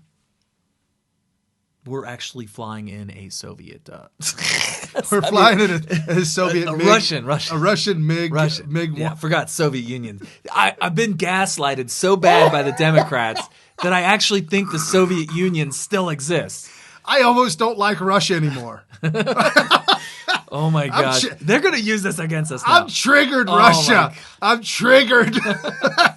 My Leninade. Hey, folks, if you don't know, if you didn't see the first part of the show, this is Leninade. You see the hammer and sickle on there? Leninade. And it says, we're drinking the Kool-Aid. Get hammered and sickled. Join the party. A taste worth standing in line for. This is the Democrat Party. They got full board communist propaganda. And you got the media involved with this too. This is just unbelievable. As we're wrapping this up about the Memo gate, the absolute corruption the worst corrupt scheme in all of American history. Just a little flashback, folks. Obama's 8 years of terror. Just a couple little tidbits, little reminders. Fast and Furious, anyone? Fast and Furious? Somebody needs to go to jail for that. IRS targeting and Tea Party members, anyone? That's the one that should have led to impeachment. The fact that we can't get a president impeached for the IRS scandal is what led us to the FBI scandal, the Memo or the FISA abuse. Because they knew they could do it. Yeah, it's like, well, hell. John Boner said, hey, impeachment's off the table. Right. Somebody hand me a tissue. I'm going to cry again. And I feel like the IRS scandal was like, well, let's see if he's serious about impeachment being off the table. And when he was serious and there was no consequences for the IRS scandal, they were like, well, hell, I guess we got the entire government at our disposal. We can do anything. Well, we know Hillary's going to be our next president because we're going to use every department to abuse the hell out of our next candidate, our opponent. What about the Obama? What about the 25th Amendment? Let's get rid of that so I can stay in. No, Obama. We don't want to make Middle America too upset. We're going to do this like it looks legit, okay? And we did promise Hillary before she died that she would get to touch the buttons and take the reins. That she would get to touch the buttons. And she's able to run some money and she'll finish it out, okay? Just saying, cool, don't worry, we got this. And lo and behold, Donald Trump showed up and said, hell no, we going down this road. I mean, wow. Somebody said they wouldn't impeach him because they threw out the race card. The fact that he actually said impeachment's off the table was because of race. Right. But you're right. You're right about it being a fear of the race card. But here's the thing. All the false allegations of racism is really going to end up biting people in the ass. There's black conservatives out there, and they don't want to know or believe that if the next black president is a Democrat, that they're not going to be subject to any kind of punishment for wrongdoing. It's not about the race card when you stop and think about the fact that it's starting to get a lot more mixed up where we have different races, a lot more representation on the Republican side, because they're going to be like, whoa, if he does something impeachable, I want him impeached, even though he's the same color as me or whatever. So I feel like, and a big part of white Republicans being okay with that in the future is happening right now because of all the false accusations. We're getting inoculated by the false accusations. We're no longer putting up with the false accusations. Right, not at all. So when they start throwing the race card out there, we'll be like, yeah, shut up. The guy's worse than Nixon. We're definitely impeaching him. See ya. Attorney General Eric Holder, held in contempt of court, spying on journalists. Hey, y'all remember that one? Obama administration I forgot about that. What was spying the guy's name? on journalists? James Rosen or something like Rosenthal? that? No, not Rosenthal. I thought it was James Rosen or something like that. Rosen, R-O-S-E-N. Oh, I don't know. Let me see. James I thought it was Rosen. Rosen. Yeah, there it is. I don't know. Is he up there? I don't know who knows it. No, I don't know. Somebody tell me in the comment section. So spying on journalists. What about the Fab Five? The Taliban Five released with money in exchange for Bo Bird Dog. I'm not 100% sure if that's impeachable. I'm not saying impeachable. I'm just saying it's criminally negligent at the very least. Well, it's definitely, you would talk about... they went back to fighting. The Fab Five. Oh, yeah. Taliban Five went back to fighting, killing them more. And they weren't just good fighters. They were leaders. So their fighting was exponential. Instead of going out and firing at our troops and killing innocent people... They were commanding large armies, and they were able to do that effectively because Obama let them free. Right. So, yeah. Pallets of money for the Iran deal. We talk about that all the time on this show. Oh, James Rosen I misspelled Rosen. It's R-O-S-I-N, maybe? Rosen. Somebody said it in the comments section. Yeah, Rosen. Anyway. VA death list. What about the VA? The VA scandal? The VA scandal? That was huge. Oh, I forgot about that because things have been improved so much. What about the attempt by Obama to overthrow an election of a foreign country? What was it again? Obama attempting to overthrow the election of another country. I don't think that there's anything wrong with that. If other countries are free to do whatever the hell they want, and that's why. But Obama sent taxpayer dollars to an organization in Israel to overthrow the election, going to Bibi Netanyahu. I was right the first time. It's Rosen. Right. Anyways, I think that trying to get it right here, folks. I think it's absolutely just wrong beyond belief that our president of the United States would get involved in the fair and free elections of another country. Okay, so you're saying on principle, if we are going to, it's a fair and free democracy, if you will, that embraces capitalism. But don't you have enough respect for the voters to say, well, you know what, if Obama, like, look what he did with Netanyahu. So he goes in there and says, y'all need to vote for the other guy because I don't like Netanyahu. Well, guess what? People are nationalists at heart. And so people of Israel were like, what? We got America telling us what? No. It's like a union taking my union dues and giving it to the Democrats. Obama took my taxpayer dollars and gave it to the opposition party because I'm down with Bibi Netanyahu. I'm down with it. Right. So, people in Israel are going to reject the idea of some foreign leader telling them to vote for somebody else. Right. It's kind of like, I guess maybe they were hoping that by saying that Putin wanted Trump elected, that patriots would be like, oh yeah, we'll see about that. I'm voting for Hillary because I'm too patriotic to let Putin tell me what to do. It's like kind of like what they were trying to do. But my whole thing is we frozen? No, we're looking good here. I don't know why my computer keeps freezing up. Anyway, I don't know why it's a problem.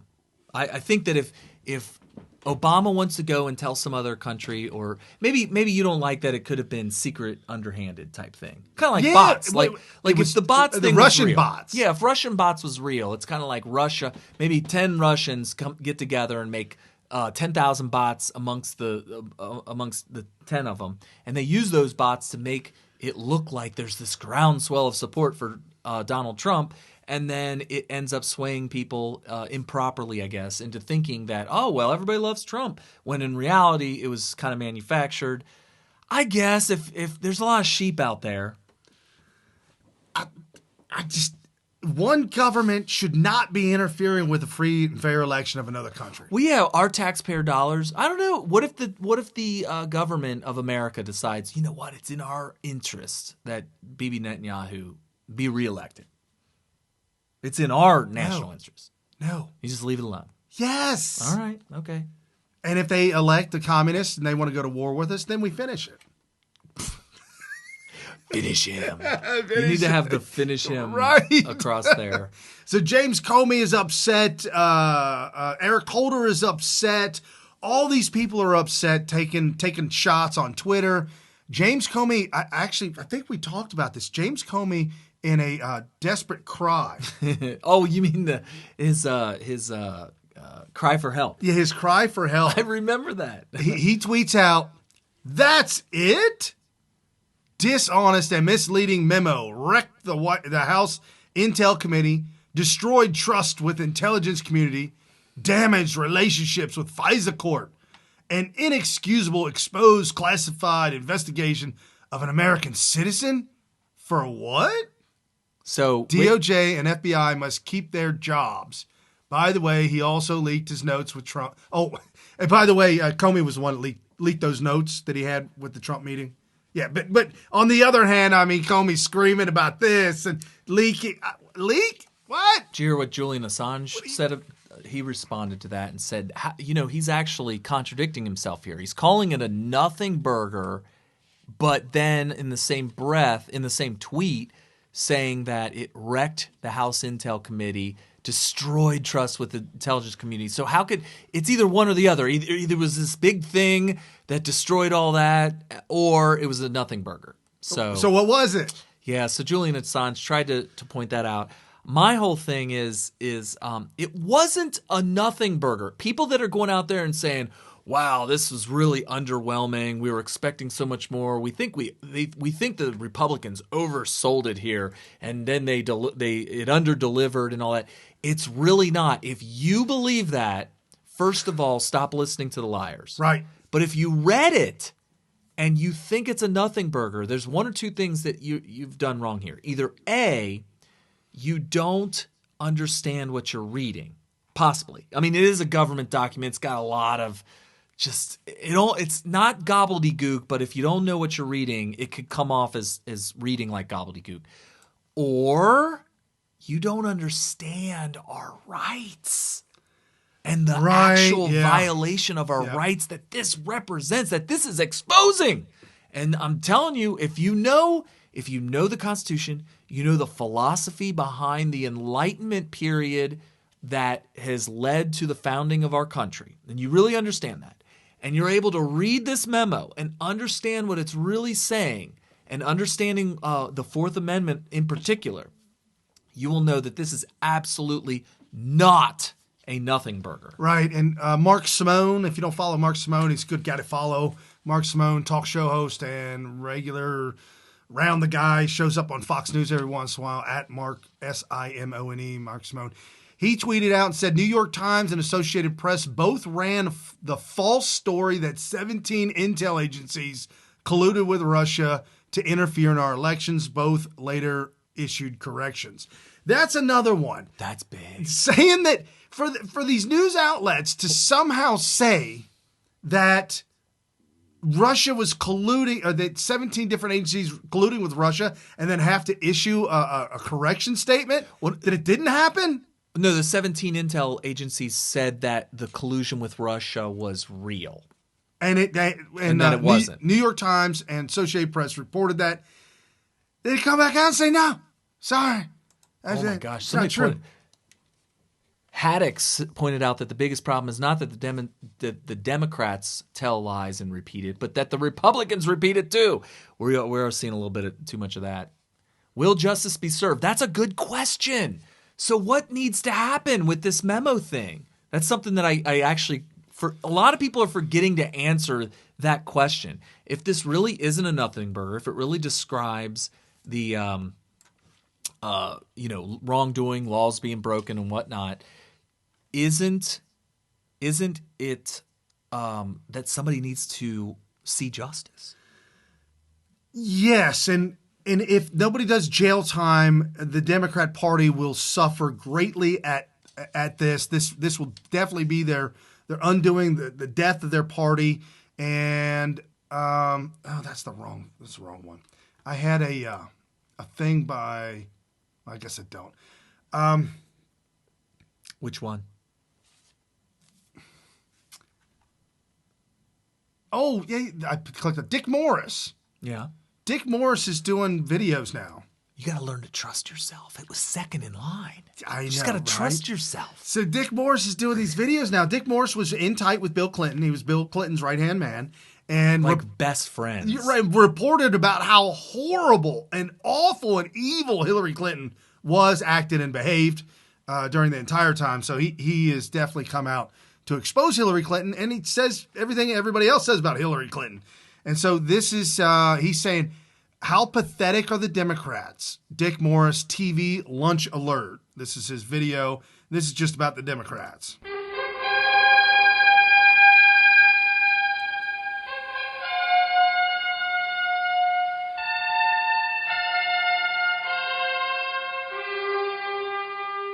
During Tuesday's State of the Union message, you could see how pathetically bankrupt the Democratic Party is, how they have nothing to say, no message, and no place to stand. Their surly expressions, as Trump was giving an eloquent speech, will really be memorable to the American people. They may oppose Confederate monuments, but they apparently don't oppose Stone Mountain, because they were all stone-faced during even lines that they should have applauded. To see the black congressman sit there without any expression, no applause, hearing that black unemployment is lower than it has ever been, was truly extraordinary. But pity the Democrats. They have nothing to say. They invested their entire rhetorical effort to show that this tax cut was terrible, the tax reform wouldn't work, it would not benefit the poor, would not benefit minorities, the stuff would never trickle down, the world would run screaming from America because of the debt and the deficit, and it would lead our country to ruin. And then, as the good news comes piling in, they are stuck with that position. They can't even say, well, the bill's better because we amended it, because they refused to. They wouldn't participate. All they did was vote no on everything. And now all of a sudden it's working, obviously working, big time working. And they have literally nothing to say.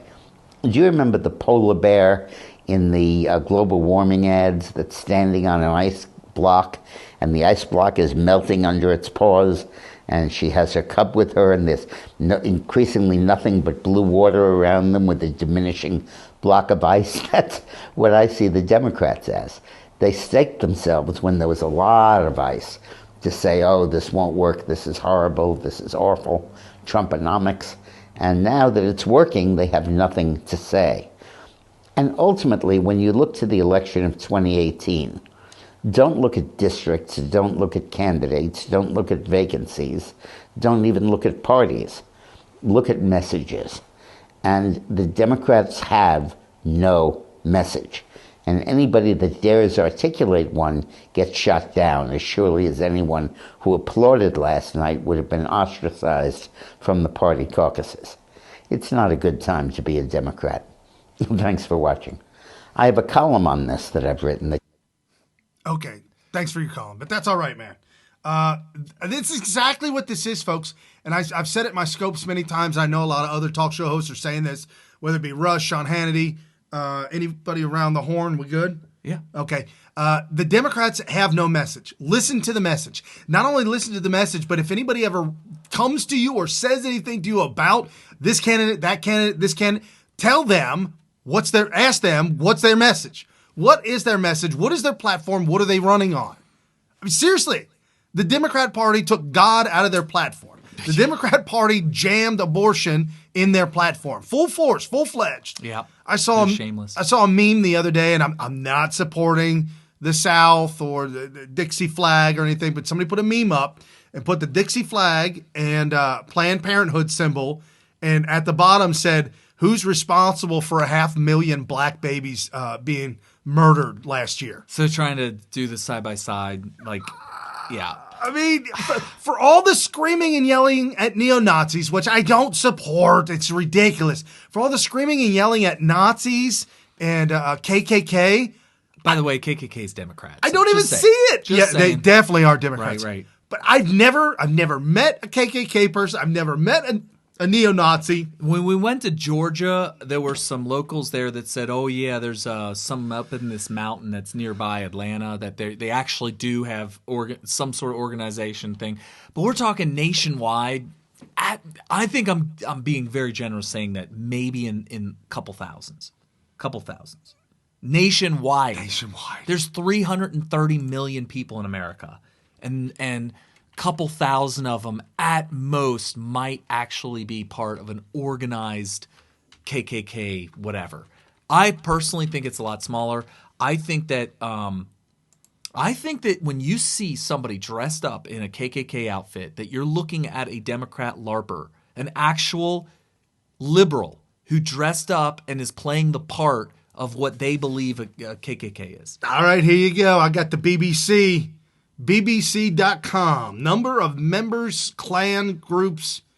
Number of members in the Klan groups active in most United States are estimated to have been between 5,000 to 8,000 members. In the entire country.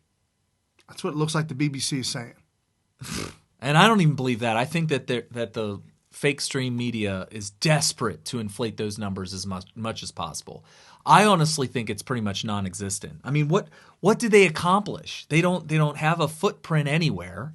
They don't raise money for anything. They don't have any political capital. They have nobody in power. I mean, I don't think it's real. I don't know anybody that wants to be a part of that. Okay, well there you go. This report says The ADL report. KKK declining in stature and significance. Only 3,000 Klan members in small groups with no central leadership. There are approximately 3,000 Klan I think they're LARPers. Members nationwide. A LARP is a live action role player. So that's somebody who... You didn't know that? Oh, yeah. So when you see... you'll see this on Twitter sometimes. Somebody will say, oh, he's LARPing. That's when you go out, and I don't know where... This kind of comes from Dungeons and Dragons, I think. Seriously. Okay. So in Dungeons and Dragons, you're supposed to kind of act out your character. Whatever character you're supposed to be. And sometimes the real serious Dungeons and Dragons people will literally dress up when they go and play Dungeons and Dragons. Oh, there was a movie about that. There's a movie about that. Right. Some of these people get a little bit too serious and they believe that they're the character that they are. The method acting. Yes. And so sometimes they will act out their character in public. Out on the street. That's hysterical. And what it's called is live action role playing, where you're actually out playing your character in public. So when you hear somebody accusing somebody else of LARPing on Twitter, and usually it's accompanied by a video of somebody that's in a Nazi outfit with the actual red stripe, the swastika, they're like full uniform, and they're acting like a total nut job. And they're actually acting like what they believe a right-winger would act like. They're using ideas and thoughts in their own mind to behave what they think. Right. This is actually a Democrat voting liberal progressive LARPing as a conservative. As a Nazi. As a Nazi. Claiming to be right-winger. And the exact same thing as KKK. They get the hood on. They got the grand wizard thing. They got the purple. They got the scarf and all this, and they all that. And of course, they'll have the big cross. They'll be totally decked out. They'll want you to know that they're Christian and that they can't stand black people and whatever. And these are LARPers. They're live action role playing. I honestly think the entire demonstration in Charlottesville was LARPing. I truly believe probably now was. Somebody died there. Yeah, which somebody is not died. cool. But that's because if you look into the details on that, wow, I honestly got to say that the Antifa and the other Democrats have a lot of blood on their hands on this. I think they take a vast majority of the responsibility for this, but that's a whole nother story but for another day. But the LARPing, I believe it. Who knew? Those are KKK people. LARPers running around. And why did we get on that? I'm telling you, folks, this is all the Democrats have left. They got LARPers. they got Planned Parenthood, and they got people making up things about alt-right or whatever name they want to call us. They love alt-right because there are people. Now, by the way, the guy who, and I can't remember his name, is like Jason Kessler. Is it Jason Kessler? There's Jason Kessler. Okay, so Jason Kessler's the guy who organized the Charlottesville KKK rally thing, Nazi rally, and it ended up with somebody dying. Jason Kessler was a Democrat all the way up until Donald Trump got elected. That's amazing. He was a total, he would have been like an Antifa guy. He literally turned into a Republican in order to LARP as a straw man. He creates the straw man that the left can use to bash to pieces. That's what he is. Wow. Oh, that almost sounds like something Joy Villa's doing. Yeah, he's an Obama guy, somebody pointed out. Yeah. Oh, that was Sam. Yeah, Sam pointed out he's an Obama guy. Yep. Joy Villa, claiming to be a Christian, claiming to be a Trump supporter, claiming to be a conservative black, light-skinned black woman. Because she was struggling. She wasn't making ends meet as far as the entertainment industry is concerned, and she decided to dupe a bunch of... And what really happened? Oh, she's ate up with the Scientology. She is not even close to being a Christian. And I defended her at first because I'm like, whoa. We don't have a religious I wanted to give her, I want to give her benefit of the doubt. And I don't know anything about Scientology, but I read into it. Oh my God. Here's the thing. Scientology? Y'all a bunch of nut jobs. It's really bad. Crazy. Well, it's a made-up religion. We know L. Ron Hubbard, he was a science fiction novelist. So we know that was all made up. My problem is that It wasn't about the religion thing, and I don't think they should have even brought the Scientology up. It was the fact that she was using an apparent support for Trump as a means to further herself. Omarosa appears to have done that. She liked Trump. She supported Trump. She didn't support the fact that he was Republican. She didn't like conservatism at all. Well, and claimed that she got sick and tired of going to work and seeing nothing but old white men. Right. So it turns out she's just a leftist. So you are racist. She jumped on the coattails of Trump, who she liked as a person. That's another thing that proves that Donald Trump is anything but a racist. His support of and helping of Omarosa to build her career had nothing to do with ideology or anything like that. I mean, he as far as he was concerned, it was a colorblindness. He liked her attitude. Right. And it turns out that Omarosa was the dishonest one who acted like she agreed with that ideology in order to ride the coattails of a career in the White House and whatnot, when it turns out she's just a dumb leftist. Be done with it. Be done with y'all. Anyway. So, folks, we've touched on a lot of things today. Here's the big deal. Here's the big takeaway. We are in a situation where we've got to get the real news out. We are in a situation where we've got to inform young millennials that communism... They think it's a big joke. Communism's not the way to go, folks. If you're not old enough to have lived through the Cold War, you don't know just how bad communism really is. It's totally evil. Right. And the Democrat Party, their message to the world... After the State of Union address and after seeing the memo, the message to the world from the Democrat Party, we are the resurrected KGB, USSR. We are Lenin reincarnate. We are Stalin reincarnate. All that embodiment of communism where you remove the middle class. There's only everybody's poor. We're classless society. Classless, we have no class. Everybody's classless and poor. Oh my gosh! Except for the elites at the top that control and rule everything, like kings and queens. That is your Democrat Party. Black unemployment, the lowest ever. The engine of the capitalist America just shifting in gears. Right. Grabbing for another gear. 2018 is going to be huge. I cannot foresee Republicans losing seats. I didn't think Moore was going to lose in Alabama. So my point is, I don't know what's going on. Don't put it in cruise control. Don't put it in neutral. We're not coasting to a victory. We're going to have to fight hard all the way to the end. Right, absolutely, to get the real information out. Folks, if this is the first time you've been on the show, thank you so much for being here and spending this time with us. This is Smith Radio, Military Veteran Talk Radio. My name is Brian Smith, and my handle's right underneath my picture, Brian P. Smith. And follow Carrie on Twitter under Smith, SMYTH Radio, Smith Radio. We come to you live every Sunday evening, 5 to 8 p.m. Eastern. Share this with your friends and your family. Share this with anybody that you know that cares about America. And if you want to be on our text group, which is a party every single day and a lot of insider stuff. I'm going to be honest with you. I get some of my show prep from some of the people in this. I mean, you get some insider information. Be in our text group. Be part of the show prep. Be part of the show prep. You go to patreon.com/SmithRadio, and you can donate whatever you want per month. But for only $1, just get your foot in the door. You are in on the inside. So definitely go there and check that out. Don't forget the spelling, SMYTHRADIO. I can't believe this. Is this really happening? What, freezing again? Oh, maybe. We got the Russian bots messing with us tonight, folks. It happens. So, this is delayed. You'll be fine. So I'm glad that we're not watching anything else tonight. This is just it. Do some post-show prep and be done with it.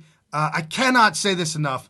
This is so exciting to see Donald Trump exceeding all expectations. Absolutely. We said that if he did a fraction of what he said he's going to do, folks, I did not anticipate the amount of hate and anger and barrage. I did not anticipate that.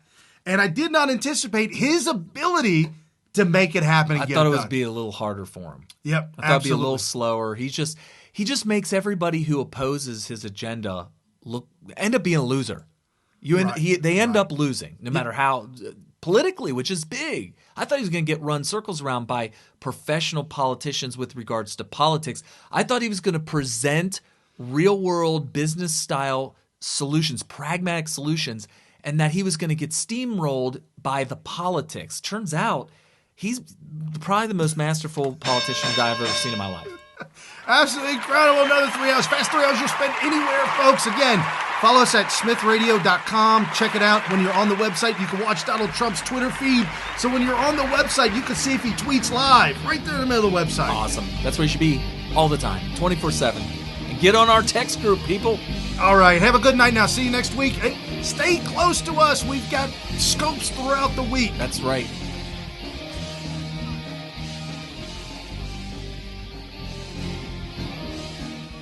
With unfathomable power. What kind of power? Unfathomable.